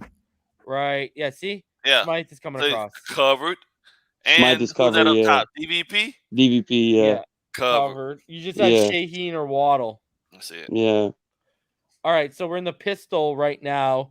12-man personnel once more. Shaheen and Smythe out there. Receiver to each side. Potential quarter shown by the Titans against us right here. Yeah. And they're going to motion forward. Man. That was all man, yeah. Yeah. And look at that. I thought he was going to get a call there. Nah. That it was more just a physical tackle than it was like a horse collar or even a personal foul. That was just a physical space. tackle. He just grabbed him around the neck, space between the helmet and the shoulder pads. He never even touched him. Yeah, I want the call, ball game. I know. Personal foul, unnecessary roughness. Hey, but also even on this play, it kind of looked like this was a design to just be given to Isaiah Ford with blocks down the field. When you go back to like the field view pretty much showed the other. It's an RPO, isn't it? I'm pretty sure it's an RPO. It looks like it. Yeah. It's an RPO. Yeah. And look at those two receivers up top. They look like they were prescribed to block. Prior to the they are blocking. They're blocking for Smythe for Ford underneath, but then you got the line run blocking. Yeah, you got exactly. Boom. And then he should have handed it off. Yeah. That was a hell of a play by Jack Rabbit, man.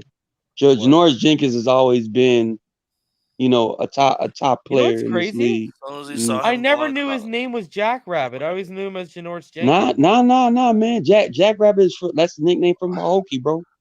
Pahokee, Florida. All they do is chase rabbits, bro. I always knew all him they as do. Janoris. I was like Jack Rabbit. You know what I mean? Like yeah. So right now we got an empty set for the Dolphins, and they're gonna motion Smythe into the backfield to Tua's left. Trips right. Now there's only one to the left, and it's turned into a 10-man personnel look. And this is also another Look at the potential switch up by the Titans cloud too, 6. Yeah. And you see the switch up?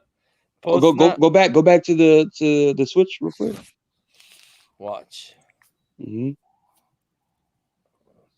So, all right. I'll roll it in real time for you. Right.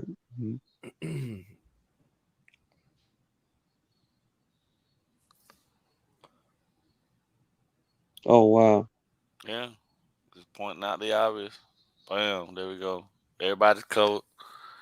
I ain't let nobody. Look at Hunt. How many times have you seen Hunt put his hands on it? I know, right? But honestly, if you look at this play, look at this sideline reaction when Tua got sacked, bro. Look at the sideline reaction. Because this was on third down, wasn't it? Third down, we're in field goal range. And we knew we needed to score on this. And you can't take Hollins because this guy creeping underneath. But if you were to take Hollins, it would have to been like right away. The first window. Out. Yeah, the first window. As soon as he broke into that dig, you would have had to right on his chest. Right, had to be there. Yeah, right there. Yeah, exactly. Like, and that was all you had, really. Exactly. Everything else was covered. And there was no time. But the sideline reaction was what I was like, damn, bro. Let me bring it back. What did they react on this video? Everybody was like, damn. Like, look at that. I saw look at that. Go down and stuff. Yeah. I was like, yo, okay, man. Let me ask you this. Mm-hmm. Who are you guys attributing this to? Tua, the offensive line, or the coordinators for the design? All three. Because Davis again beat on third down, right? Yeah. Look at this. Yeah. David, watch this. Davis beat immediately on a key third down. Mm-hmm. Listen, if you're gonna here's the thing, boys. If you're gonna give up 4 pressures a game, or 1 sack is gonna be your only pressure a game, which it was. Can't be in the most critical game. Exactly, bro. Yeah. You can't give these up in the most critical stages of the game, man. Yeah, man. Like, we literally, great job by Martin pointing out, because I didn't even notice that. I never watched the sideline on 22. Look at how deflated the sideline was. Yeah, man. And that was all. Let's go back to this, bro. Bro, that's their fault. That was just having Davis out there, bro. That's another coaching. I agree. I agree. Okay. Davis should have never been on the field after he got Tua hurt. Exactly. And then remember, boys, he almost got Jacoby Brissett hurt too, right? Yeah. Yeah, he did. Yeah.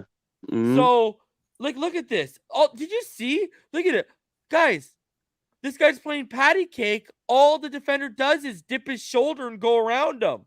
Yeah, dip, get lower, and boom, he's around him. Look how easy that is. That gave Landry his 14th sack too.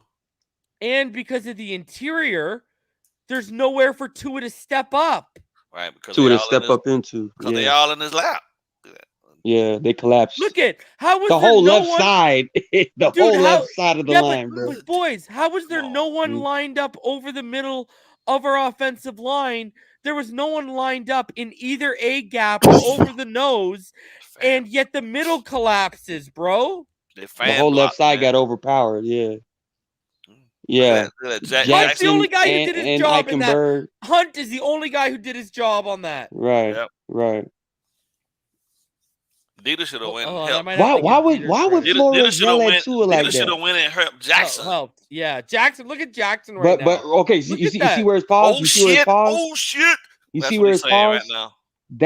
That's the only chance Tua has to try to complete that pass to Holland. You have to be? To complete the pass to Holland. Look, you see how Holland broke open. But there's no time. Yeah. I just paused this at the top of his drop. He's still not to the top of his drop right now. Exactly. Yeah. But that thing's already in his lap, bro. Look at it. It's already in his lap. That's not even. How could Brian Flores be on the side looking at what transpired to the offensive line? This is the play he yelled at Tua after Jason Sanders missed the field goal. Yeah. Because it was a longer field goal, right? But look at the left tackle, look at the left guard, look at the right tackle. That's why. How is this Tua's fault? That's why to me, Tua's fault. That's why to me he's full. Guys, but they're trying to tell me the offensive line is good. Nah, let's not play that game, bro. The offensive line is still not that great, and borderline, trash. can't depend on it in critical moments, man. Right, I mean, that's the fact of the matter is. Right. Oh, kid, man. All right. Look at right now. I paused it. We got miscommunication on the left side of the line right now between the receivers. Is that Ford or I think that's is that Ford or Waddle who has their arms up right now? We got 11-man personnel, 2 in the gun. Duke Johnson to his left, 2 to the left, wide receiver wise, 1 split out right. Another quarters coverage look like. I told you, bro. I saw so much cover 4 quarters in this game. But they did pre-snap. But then they switch. Right to cover 3. Here we go. Yeah. Now every time. Yeah. Now they're creeping into a cover 3. Yup. Yeah. So Tua's gonna take the snap. This was a good play call, but he overthrew it. It sailed on him again on the slant to DVP. I mean, it was the right read. It just wasn't a good throw. Right. I mean, I don't know what else to say. He usually puts that on the numbers. You see how fast the DB closed on that, though? Yeah, Janoris. Yeah.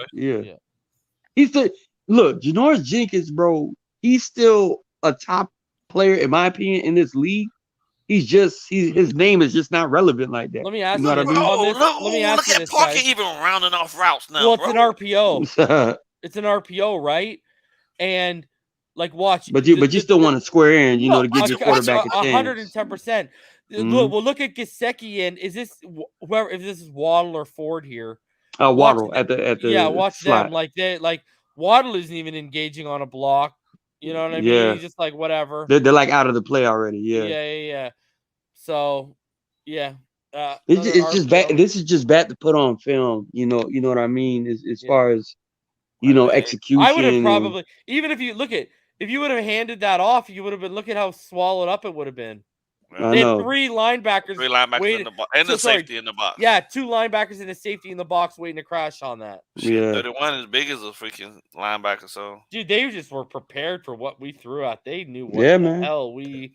Yeah, did they get our playbook? Jeez, Louise. I'm just saying, bro. I'm not deep. It's not like we showcase a whole lot of stuff. I know. I'm not blaming Vrabel for Spygate, but Lord have mercy, everything was perfect. Look at boys, we got 3-point Gesicki back. Come on, gets better. Get him out the line of scrimmage, man. That dude ain't doing nothing. So right here we got 12-man personnel, 2 receivers split to the left, 2 in the gun. Duke Johnson to his right. And this is another potential quarters look pre-snap. Let's see what post-snap shows. This is a weird coverage, yeah. I never really seen this coverage, yeah. And everything is pretty much wrapped up here. Yeah. And so Duke was a throw. Yeah, Duke was a throw. Throw to Duke out of the backfield on the check down, and it's a big gain. And I didn't like how they took Duke off the field after that. He comes out on that little out route. Hell of an effort. Oh man, I didn't like how they took him off. I wouldn't have taken Duke out until he was completely exhausted. He would have had to been. He would have had to literally been out there puking for me to pull him off the field. I know. Yeah. So he runs that little flat route and good completion, good first down. So now we're gonna motion forward to the left side. 11-man personnel. You see Smythe has that wing back to the right. 2 in the gun. Duke Johnson to his left. Potential cloud 6, but ran in cover 3. Yep. Tua. It's a disaster around him. He takes the check down. Yeah. Great effort. Another great effort by Duke, and then he talks that talk when he gets up. That was long. He was in the Ryan Tannehill trade too, so he was talking mad crap throughout the entire game. But you see this just. Did our linemen bump into each other right there? Watch. There's 2 of them standing right there next to each other. It looked like they bumped right into each other, bro. Jackson, I think, pulled, didn't he? No. Let's see what happened. They pulled the tight end over. Pulled the tight end over. Yeah, that was just blocking. Yeah. Just poor. But if you could go back to the field view, right? I remember this play in particular. DVP got held. Clearly, blatantly held. No call up top, right there. Clearly. Oh yeah! Wow! Clearly. That I No didn't call. notice that. That even changed like Way out the his 5 balance. yards. Look at his balance. Clearly. Look. Oh my god. The ref right here that was near our sideline. Yeah. Paid off. I'm convinced. Yeah, because the ref was literally right there. There is no way you don't call that unless you're paid off. And I'm not trying to single him out or anything, but I'm like, yo, you missed that one. You missed the one later on where it cost us on 4th down, and then you throw a flag on him for talking back at you. Like, bro, when are you gonna call it? Yeah. I mean, come on, man. What type of game was this, bro? What type of game is this? I'm just saying. People in the comments saying Paygate. Call it, man. Call it out, bro. All right, we see that like triple offset stack to the left side there. We got 10-man personnel. Duke Johnson to his left in the backfield. Look at the Titans there, kind of giving you like a single high look. Yeah, maybe Mike Manfree potentially. Yeah. Followed with the motion. Tua, he's gonna step back. Yeah, that's exactly what it was. Yeah. He's gonna take good read. That was the read. That was the throw. He's gonna take Parker underneath. And I was gonna say maybe he could have took that running back coming out the backfield, but that defensive player was closing in so fast. It was like, he was on a beeline, bro. Right, you see it. Yeah. These guys are well coached, man. Let me just say that too, bro. Defensively, this is one of the better defenses I've seen on tape that we've covered all year, bro. Every level. Oh my God, Simmons well coached. Baby blue crew. Simmons just walked him back to the tour again. I love Jeffrey Simmons, bro. He's a beast. Absolutely. We got Tua in the shotgun. Duke Johnson to his right once more. We got 12-man personnel. Both receivers are to the left. Pre-snap quarters. Yeah, quarters look. And he's going to fake the handoff. He's going to go deep all day on the corner route. Woo! And then did you see Waddle with the look? Well, that's what he always does, man. He got too much sauce, bro. Too much sauce. Oh my God, what a throw. It's so frustrating. He misses such easy throws. And then look at the clean pocket, gets time, gets separation. They get over top of the defense, and Tua makes a throw when they challenge the top of the defense. And perfect mechanics, 55.1 completed air yards. This was the longest throw of week 17. Perfect. What a dime, bro. And also, I really like how they double teamed everybody to give Tua time to really step into that throw. Because, again, he rarely has time. And for this throw in particular, it was just the perfect. But guys, he has a noodle arm. Timing. He can't throw the ball deep. Man, can people just let Tua live out here, bro? And what's the best part about this, guys? It's not an RPO. Yeah. Nah, all of his big splash plays have come on straight dropbacks. Which is what they said he couldn't run, right? Basically, people say he couldn't run conventional offensive sets, right? Yeah. Nah, Tua can do it. He can do it, man. He can do it. That's the thing, bro. They never wanted him. I mean, if they really wasn't going to commit to him, bro. Why even draft him, man? It's just. I think they took a gamble. Bro. They took a gamble on if that hip was going to really heal the right way. And COVID, but I don't think it really get all did. These guys in. They only got Jordan Love in before COVID hit. They couldn't get these guys in for one-on-one workouts. So they had to go off the tape. And if you go off the tape, Tua was clearly looked like the safer bet. You know what I mean? He was the pick, from the tape. Joseph says, if we best New England in Tua balls, will that be enough for Tua to secure his job? No. Doesn't matter. I said this a couple of days ago. He could throw for 600 yards, 5 touchdowns. It's over, bud. Yeah. It's over. And I'll tell you this much. It's over whether we get Watson or not. Let me put it that way. That's why I told you they have a backup plan of Kirk Cousins, is because they're that ready to move off Tua Tagovailoa. They fucking burnt the bridge anyway, though. So and just so everyone knows, the feeling is mutual from Tua Tagovailoa's camp. From what I understand, Tua Tagovailoa his camp does not want them too. I have not heard Tua doesn't want to be here. I have heard Tua's camp does not want Tua to be here. Yeah. So I have not heard Tua wants out. I've heard Tua's camp wants him out. And yes, I have heard, for people asking because you're late, I have heard Kirk Cousins is the backup plan if Deshaun Watson's legalities don't get sorted out. More mediocrity people swoops in. So that's rough, anyways, man. One thing for sure, Kirk know how to get paid. Y'all thought Fuller was bad. No quarterback has made more money in the last 12 years than Kirk Cousins, bro. He know how to get paid, bro. But Kirk Cousins, oh my that was a perfect throw. Perfect timing, perfect read, perfect throw. That is a piece of art. Great blocking. Rainbow blue.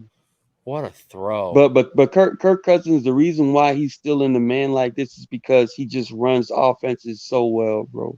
He needs an offensive line. He needs weapons. You know what I mean? Yeah, I agree. He can't get it done in Minnesota with Cook, Thielen, and freaking Jefferson. It probably won't work in Miami. We're going to be right where we are. 10 wins. No fucking first round playoff exits. I'm sorry. Yeah. Very true. He ain't going to do it. He ain't the guy. It's so true. So here we go. We got 11 man. I lied to y'all. We got like an offset 12-man personnel look right now. Gaskin in the backfield. Tua to the left. Wildcat. We got Wildcat. Wildcat bullshit. We got Wildcat right now. right. Ball game. And Gaskin is back. And Tua out wide. They're gonna pitch it to Waddle, pitch it to Tua. Everything. Here's my Everything issue. Was covered. You only gave this concept 2 routes. Look at this. Yeah. Look at what can you do? There's nothing you can do. But your speed guy's not even running the damn route. Right. And this is your next play after Tua drops that dime to Waddle and shows you might be able to make a throw right now. Right. This is the next play you decide to run. Yeah. This is the play calling we're giving excuses to right now. Are you crazy? Right. And that play calling right here. That shit, bro. But to be fair, Tua needs to be a football player in this. Get rid of it. Just throw it away. Either throw it away or you see right here those 3 guys blocking one guy. Man, just full beeline into that pile up and let everybody block in front of you and get as much as you can. And slide down right towards the left side. Right in front of him, right there. 1, 2, 3 guys on one guy. I would take off running because nobody's around you, bro. Just take off, just go, get as much as you can, and get down, bro. You know, just don't make a bad play worse. You know what I mean? You got to be a football player in this instance right here. If you're Tua, how does this man get around? Our tight ends even matched up. Weren't like Shaheen got. Yeah, Shaheen ran around. He fell out like a right. He checked out so long ago, bro. He's on Will Fuller mode right now, to be honest. Run. Like as soon as that happens, bro, those two routes that are clearly covered, the second option in your back of your mind is take off straight down the field and let those guys block for you. And if you can't get anything else, slide. You're getting closer to the red zone. So All right, so now the Dolphins wing back is Smythe again, 12-man personnel, I'll call it, because Gesicki's lined up with them. And then we got 1 receiver on each side, 2 in the gun. Gaskin back out there to his left. Potential cloud 6, cover 3. Tua. He's like gonna there we go with dumbass play calls again. One route to the short side of the field, trying to run a flood concept. I know. No room, bro. Like, I are you know. serious? One route to throw the football. This Everybody is, else is just So sick of these lollygagging. dudes, man. Yeah. Guys, it's an RPO. I thought we're an RPO offense. You know what I mean? Like, yeah. One route. We weren't even calling the RPO properly. All right. Oh Jesus. This is bad, bro. Short hash, and you running flood with Yeah, this is bad. horrible spacing of the routes. Yeah. Tell them BallGame. Let them know. No, man. All right. It's bad, bro. Yeah, it's bad. So, we got cover 2 here. 2 in the gun. Gaskin to his left. Trey right. Holland split out wide left. They're gonna motion. It is. Yeah. They're gonna motion Gesicki. And instead it looks like a clear miscommunication between him and Parker. That's what it was. I don't know if it was an option route. I don't know what the deal was there, but he was expecting him to go back towards that sideline. It looks like he looks like he expected move. A corner. Yeah. He threw a corner. This guy runs like a post. Everything was covered too. The only other potential like good throw he could have made was to Gesicki, but it was too clouded for him to even attempt that throw. Yeah, there's way too much going on there. Too much clutter, yeah. He's going into triangle coverage, basically. How the hell is Mike out here trying to give somebody the dead leg move? Watch this. Running back. He trying to give the dude the dead leg. Come on, BallGame. Watch. Look. See it? Yeah, I see it. He's feeling good because he's in 3-point stance, bro. I'm a real tight end. Yeah. I'm a real boy. That's exactly what I was thinking, bro. Oh my god, this guy drops the Pinocchio. Oh boy! Austin Jackson got pushed into his lap again. Tight end school. I'm a real boy. Austin Jackson pushed into his lap again. I still love Gesicki though. What was Austin Jackson getting muttered on that play? Watch. Let's see it. Oh, he split both of them.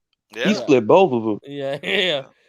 Never good when a player's back is towards the sideline. I don't care what position you play. Dieter, man. What is he doing, bro? I don't know.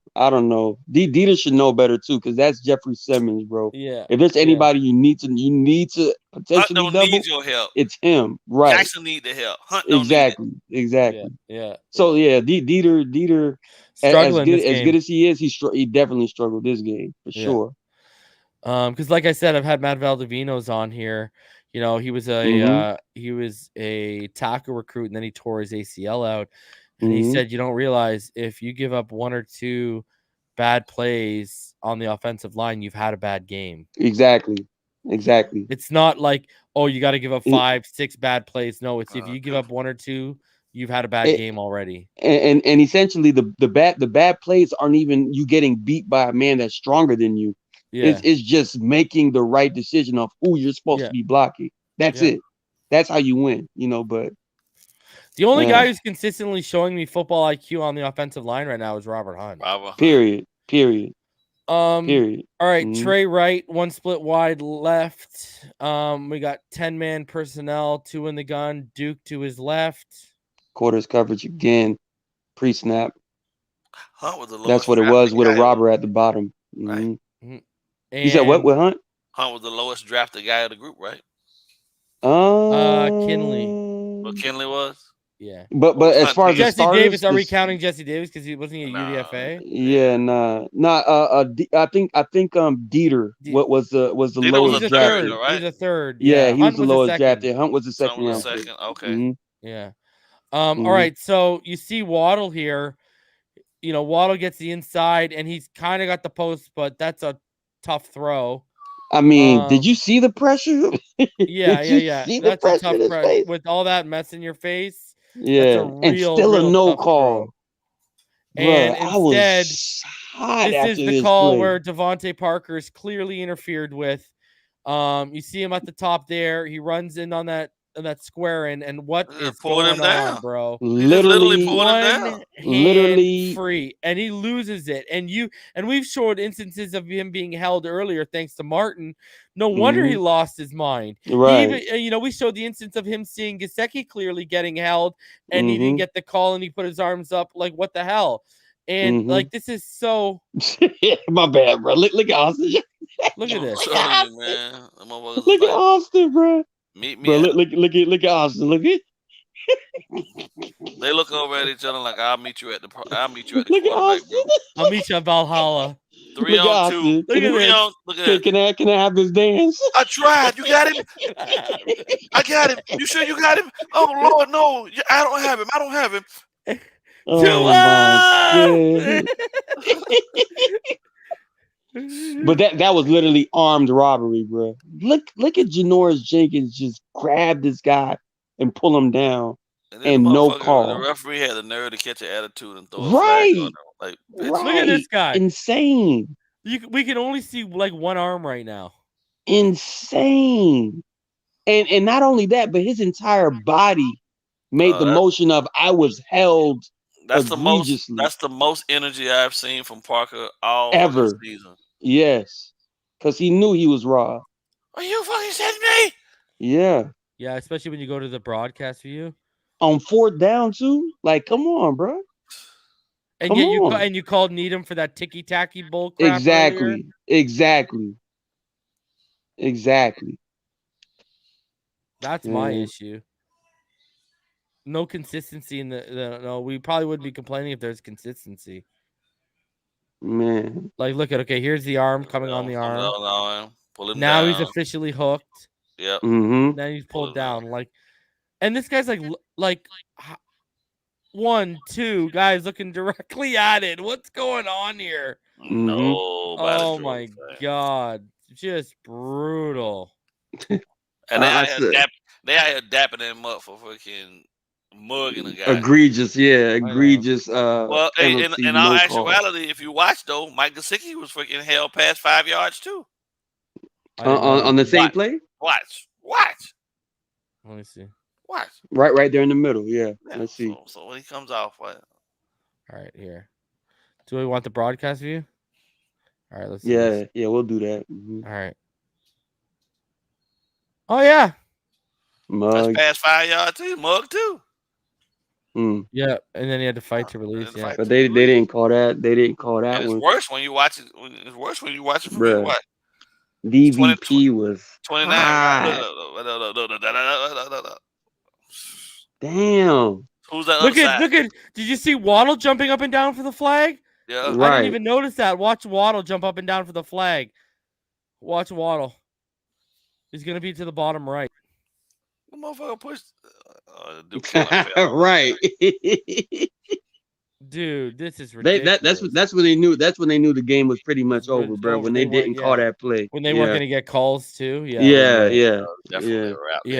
One thing to battle a well-coached Titans team. It's another thing to have to battle the calls too. Right, and even your own, bad calls as far as play calls with the OCs, bro. Exactly. Everything worked against the Dolphins. 11-man personnel. Waddle motioning, 2 in the gun. Gaskin to his right. They motion Waddle back. Just a little screen. Yeah, quick screen. And not going to get much at all. I hate running screens on Jesse Davis' side, bro. It's like a wasted play. Yeah. He never does anything. What he doesn't do anything, whether it's a screen or not. Yeah. Well, true. but every time I see Jesse Davis, man, I'm like, bro, you're such a big person, bro. You're supposed to be obliterating these like perimeter players and linebackers. I want to know who he hired to get the fucking incriminating evidence. He holding something over somebody's head, bro. Probably Chris Greer for all you know, bro. I mean, bro, Lord knows he shouldn't be starting, but I mean, it's all good. All right. Here we go. Let's keep it rolling. Mm-hmm. So Tua is in the gun right now. Mm-hmm. We got 10-man personnel, 2 right, 2 to the left. Potential cover 2 right here. Yeah. Flat defenders. Bro, this shit was already over by then. It was. Yeah, But you still want to, put good film on, regardless. So and you got Waddle on the slant. Waddle drops the football. The gloves are probably sleek. Ball's sleek. The ball hit him right in the chest. Boop. Yeah. Another drop. And this is uncharacteristic by Waddle because he's just a gamer, bro. That's how you knew everybody was off today. That's how you knew by this point. Mm-hmm. Right off his chest. Yeah. And someone in the comments is saying Flores loves Tua. I don't know who you are, bud, but that's not true at all. I mean, yes, I talk to people. I know people in Tua's. I mean, I know Tua's trainer personally, and I can verify that it ain't like that. All right. So I don't know what you're talking about, dude. Like, gotta be trolling, man. Yeah, I don't know what this guy is talking Flores about. loves Tua. Like, what? Bro. Yeah. Probably not. Probably not. All right, so we got Tua in the gun. They're gonna motion Waddle inside. We got 10-man personnel. Potential cover 3. That's what it was. And again, Tua's gonna try and throw that comeback route, and it's actually a really good catch by Devontae Parker. He won. He out-muscled. When someone says Flores loves Tua, goodbye, bro. I'm not gonna, and yet I'm perpetuating rumors. Okay. So the good throw on the comeback route, good completion, but again, we're at the stage right now where it's just too little too late, right? Exactly. Yes. So we got 11-man personnel. And by the way, I actually never said Tua wants out of Miami. I said, from what I'm hearing, his camp wants him out of Miami. Yeah. So, all right. Yeah, we got 2 to the left, 1 to the right. 11-man personnel. Shaheen's on the field. Potential quarters coverage. Only one separator on the field. Yeah, look at everything is blanketed, locked down. All you got is your check down. He takes it, and Duke drops the football. Right. You know what I mean? So yeah, man. brutal. It's just the nature of the momentum of the game, the way bro. They're like, game is going. Yeah. No, nobody's focused no more. Yeah. And you know what? Let me just highlight this real quick, right? When you have a situation where everybody, like clearly everybody, including the defense, everybody is out of focus, meaning concentration drops, missed blocks, misreads, missed tackles.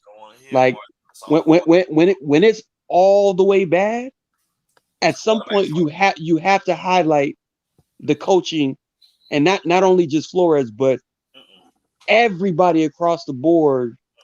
The demeanor of that sideline gave up on this game, and it was like a contagion. It was contagious all across the board. No, Martin. No. All the hope was gone. Quarterback is supposed to fix all of that, bro. No. Yeah. No. Oh, come on, man. That's what they say, right? That's what they say. I mean, everybody else in the community that's breaking down film and saying that's what they're saying, right? It's a quarterback. The quarterback fixes all of that. Nah, bro. This is clearly this is a whole organization thing right here, bro. As far as quitting on yourself, that's what I'm seeing. 3 decades of this shit, bro. All right. Tua's in the gun. Duke Johnson's in the backfield. We got 2 to each side, 2x2 alignment. That's another quarters look, but definitely quarters coverage. See that, and that right there, that just lets you know they were just playing a step ahead, a step faster. Because that safety, pretty much, he was supposed to drop back, but he's just reading it, attacked right on the football. Yeah. Period. Didn't even hesitate. So they're reading everything perfectly. Got washed out. incomplete pass. And again, things keep, not going our way right now. So good plays by the defense, man.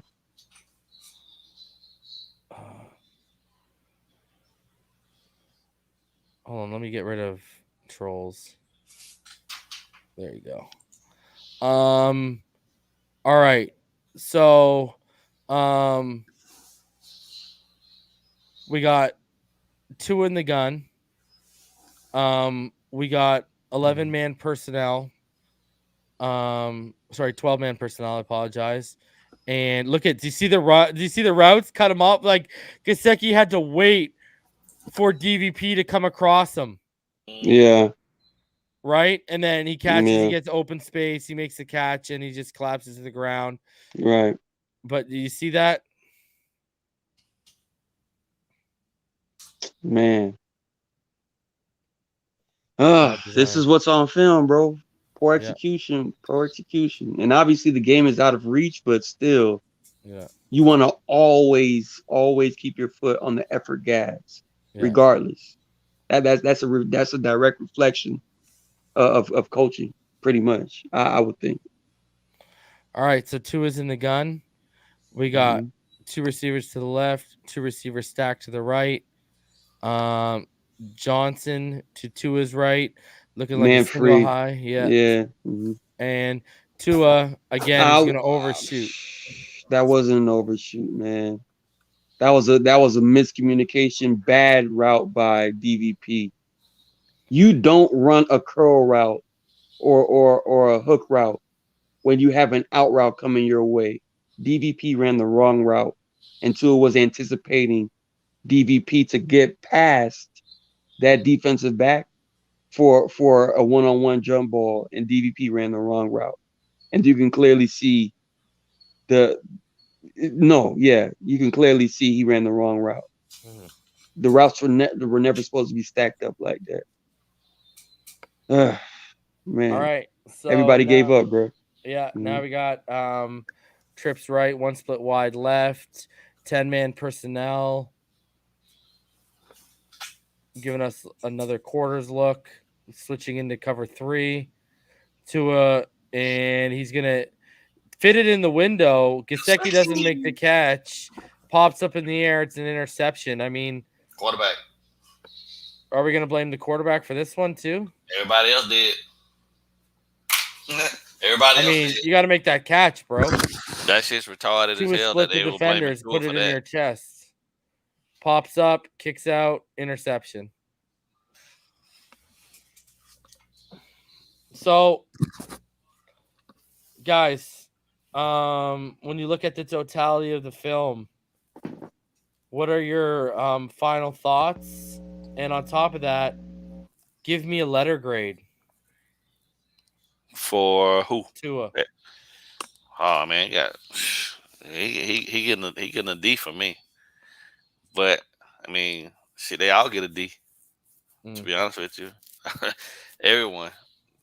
I'm not gonna just put it off on the quarterback. I mean, I'd be an idiot, bro, in all my years of coaching football to actually look at this entire situation and think to myself that it's all the quarterback's fault. Yeah. You get out of your quarterback what you put around him to help him be successful. And on this day in particular, we got out-coached for one, so the coaching staff didn't do shit. 5 days, I guess, was just not enough time for them to decide or understand that you're going into Tennessee where the weather is definitely going to be against you when the weather report has been clearly out there for over a week.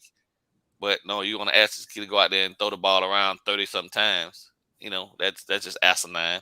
And then you turn around and you went away from the run game, which was working for you, and you never went back to it, which would have helped your quarterback because it's the exact same thing that they did for Tannehill. But no, I guess, you know what I'm saying? You got to be – I mean, it's either one or two things. They just wanted to basically just go out here and ruin this kid's – ruin his whole process of anybody ever wanting to take a chance on him again. That's so sad. That's right? So sad, bro. Who in their right mind, bro, at this level is going to go out there and ask their quarterback to throw the ball 30-something times, bro? And then call yourself a professional coach. Like the dumbest shit in the world. And in the defense, right? Okay, man, I give people, some people will give you some pushback. They stopped them, but they didn't stop them when they needed to stop them. They got bludgeoned too, and didn't make any adjustments on that side of the ball. And I don't just blame the coach. I don't just blame the players. I blame the defensive coaches too. No adjustments. Right. This team has been one of the worst teams all season long for making adjustments. And this team showed you in the first freaking quarter that they had you. They had you schemed up. They knew exactly what you were going to do, and you didn't have no answer deep enough in your bag to come back and change up something to show them something different. Nothing. What you did was, in the same damn drive, you ran 2 trick plays. That's all you had. Fuck out of here, bro. The entire team gets a D. And the only reason I don't give them an F is because motherfuckers actually didn't just, they actually played the game. Some of them showed up. Yeah, some of them showed up. If it wasn't for Baker, if it wasn't for Holland, if it wasn't for Wilkins, and if it wasn't for Watt, what's the name? Robert Hunt. Robert Hunt. It's a complete shit show. Yeah. And even Duke Johnson. And we got beat. And we got beat. We clearly got beat and outplayed by a playoff caliber team. People can talk all they want, and they can say all of the bullshit they want, but at the end of the day, the Tennessee's the number 1 seed. With the elements against them and us, where they were able to do their coaching, switch up and do exactly what was best for their quarterback in these situations to make him successful. With a guy on the practice squad 3 weeks ago. They ran the ball 140-some yards from a guy that was on the practice squad. Fuck out of here, man. A whole shit show. It was a whole shit show. And it starts at the top. So while Flores is over there yelling and screaming at Boyer and Tua, motherfucker, you need to be carrying around a mirror, yelling at your damn self. Holding the mirror with the handle on it, looking at himself. Get it right. Right. So what did you think, Martin? And what would be your letter grade? First off, the letter grade I'll give for Tua this game would probably be like a D+. I'll give him a D+ because, again, outside of his actual misplays, misreads, certain things like that, there were still a lot of things completely out of his control. Bad ref, as far as bad calls from the referees. Miscommunication with wide receivers running the wrong routes. You can clearly see, and just overall the performance of the team, like BallGame said, it was piss poor. And it's one of two things: either we just completely fell flat on our face, or Tennessee was basically letting us know, like, hey, we got you, And I think it was just one of those games where it didn't really matter what we would have done. They would have came out with that win. I just wholeheartedly believe that they were just ready to win that game. And I will also say, man, this game was eerily similar to last year's Week 17 game in Buffalo. Facts. Eerily similar, weather and all, and miscommunication. Everything was exactly the same from last year, and it was the exact same result. So it's clear to say that we're flirting with insanity now when it comes to trying to field the same team and do the same things and not perform the same way in the same situational scenarios. It's the exact same thing, bro, and it's tough. It's tough to watch because you can clearly see that the team was on an upward trajectory. The only thing left was to actually come out in this game with a valiant effort. That's the only thing that we needed. I didn't need, like I said, I thought Tennessee was going to win this game regardless.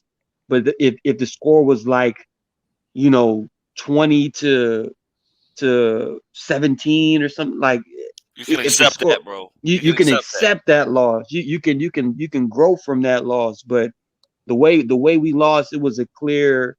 You talk about Geronimo regression. That's exactly what happened against Tennessee. And the only hope that we have now is that we conjure whatever we have left and put it all out there for the Patriots, because again, this is still even though we're out of the playoffs, the Patriots are trying to extinguish any momentum of what we can potentially build as a contender in the AFC East, come next year. Even with, if we went ahead and got a Deshaun Watson, even with the Deshaun Watson, they want to extinguish any hope that we would have any advantage against that type of team, them and Buffalo. So we really have to,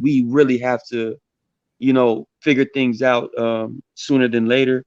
And I just hope we do it, the right way, because obviously the way we handled this situation, especially with Tua, it's beyond disappointing. It's like, yo, it's disheartening. It's disheartening to see what's going on with Tua. Hey, Lemony Crawdad, man, I don't know what you're talking about, bro. I mean, we can't not Vrabel, bro. Vrabel? Yeah, I could give our game planning. I could give 3 weeks of tape to my nephew, who has not played football since he was in 7th grade, and I guarantee you he could go out and design a defensive game plan to stop what we do. But again, I think you're absolutely correct, BallGame, as far as the specific type of defense you can play to stop it. But I'm just saying it was eerily similar to those Patriots defenses that got caught. You know what I'm saying? Like, as far as how they just erased everything. Bro, it was eerily similar. Bro, it was eerily similar. Yeah, but when we're this vanilla, bro, you're right. It's not you're hard. Right. You're absolutely correct. But I'm just saying no other team with better. Well, not I'm not gonna say better defenses, but with viable defenses. No. And I hear you with the playoff thing, but I'm just saying, the Saints defense, good players. The Giants defense, good players. Panthers defense, good players. I'm gonna be honest with you. I believe had they been full staff, full ready, the Saints probably would have showed us a lot more too if they had Demario Davis and Jenkins and You know what I'm saying? But they I think they still had key guys though. They had enough guys that gave us problems. Exactly. Yeah. But I'm just saying the Titans played such a good defensive scheme against us. It just felt like this guy has to be cheating. I'll just throwing that out there as like, I feel you, bro, but I never. But it was great defense. It was a great defensive plan, bro. Like straight up and down. Okay. It was a great defensive plan. My bad, man. I thought you was actually being serious, bro. No. He was trolling for sure. You. Yeah, he was. I'm just in a mood right now, man. I don't know why I'm doing my EM impression. Reading the chat about, but I'm just I'm sick of media. So for all these idiots in the chat. No, I wouldn't do that to nobody, man. I'm not gonna call anyone an idiot. But here's the problem. The problem I have is that when I went back, right, and we did this because the reason we had to do this for the show, right? We went and looked at the team, right, and we graded the team early on, right? And I said even over there when we were talking with Richmond, I was like, I just don't see where we got better at all. And I've been asking that question legitimately all season long. You guys had your answers. I respected them, and we were all correct. Everybody else that I was asking those questions to couldn't give me an answer. They couldn't tell me where we got better. And they know the truth. They know the truth. Right? What happened? Same thing in week 17 last year. We looked at the same group of guys that couldn't get out of our own way, right? Because we didn't get better in the places that the coaching is not better. Coaching to some degree is supposed to be able to get you over the hump. If you got the athletes, but if you're facing a team that's athletically as inclined as you are or willing to fight you tooth and nail, your coaching has to be better. You have to be able to pull things from out of your bag to be able to will your team to that victory. And we don't have it, bro. Ain't nothing in the bag. You stick your hand in that bitch, man, you feeling out the bottom of it. Ain't nothing in it. The bottom is gone. There's nothing. Man. And it's proven over and over again. When we play a true playoff team, we get exposed. Yeah, we get exposed for sure. Yeah, they bully us, and that's the worst part about it. Sure. I'm okay with losing to a team. in ball game. Look at our But first not getting 5 weeks. bludgeoned, bro. Look at our first 5 weeks of the season. Patriots, Yeah. Bills, Raiders, Colts, Bucks. Defense for life, bro. All I've been playoff contenders. Bro, I've been with this team since '79, bro. How much more optimism and positivity you want me to have, bro? Since '79, we wasted be real Dan, about it now, bro. Yeah. We wasted Dan. Yeah. 79. Now we can't even get a Dan. We can't even develop a Dan. Positivity? At all. Positivity left 20 years ago, bro. Yeah. It's the same stuff over and over again. While I'm watching song and dance. Same song and dance. Bro, I'm watching Joe Burrow. In Cincinnati. Throw for over 4,000 yards with 3 receivers with almost 1,000 yards, bro. Each. A 1,200-yard running back. Oof. You feel me? Yeah, man. Come on, man. And they were the laughing stock. Cincinnati was legitimately the laughing stock of the league for a while, bro. You're right. We were at least a tier above them. That's what fixing the offensive line will do for you. All right, guys. So guys, I'm gonna be back on Thursday for all y'all. We'll have a show on Thursday. Friday we'll do our last game preview show for the Patriots game. Then obviously we'll live react on Sunday to the Patriots game. Either way, let's go get a W this weekend. Let's finish above 500. I mean, that should be the goal. Right. Waddle, hopefully he can break that record as well. He will. But my grade for Tua is I'm giving him a D-.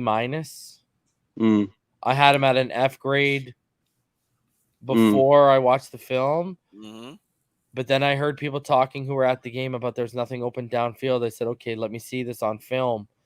When I saw it on film, it bumped him up from an F to a D, F plus to a D-. So I gave him a D-. But I agree with BallGame. Like there's a guy, there's a lot of people on this offense that would get a D- or even an F as well. So it wasn't and that goes for the guys on the sideline too. But guys, I'll be back on Thursday. We're gonna get out of here. BallGame, Martin, always a pleasure. Appreciate y'all for doing this. Yes, sir. Guys, until next week, which will be our last Tuesday of the year and potentially ever. It might be Watson Wednesdays next year. So hey, we'll see how it goes. Hopefully it's a good film session and a better one than this one. Until then, Fins up all day, every day. Smash that like button, subscribe if you're new. And I'll see y'all on Thursday. And the three of us will see y'all next week. Peace. Yes, sir. Peace out, guys.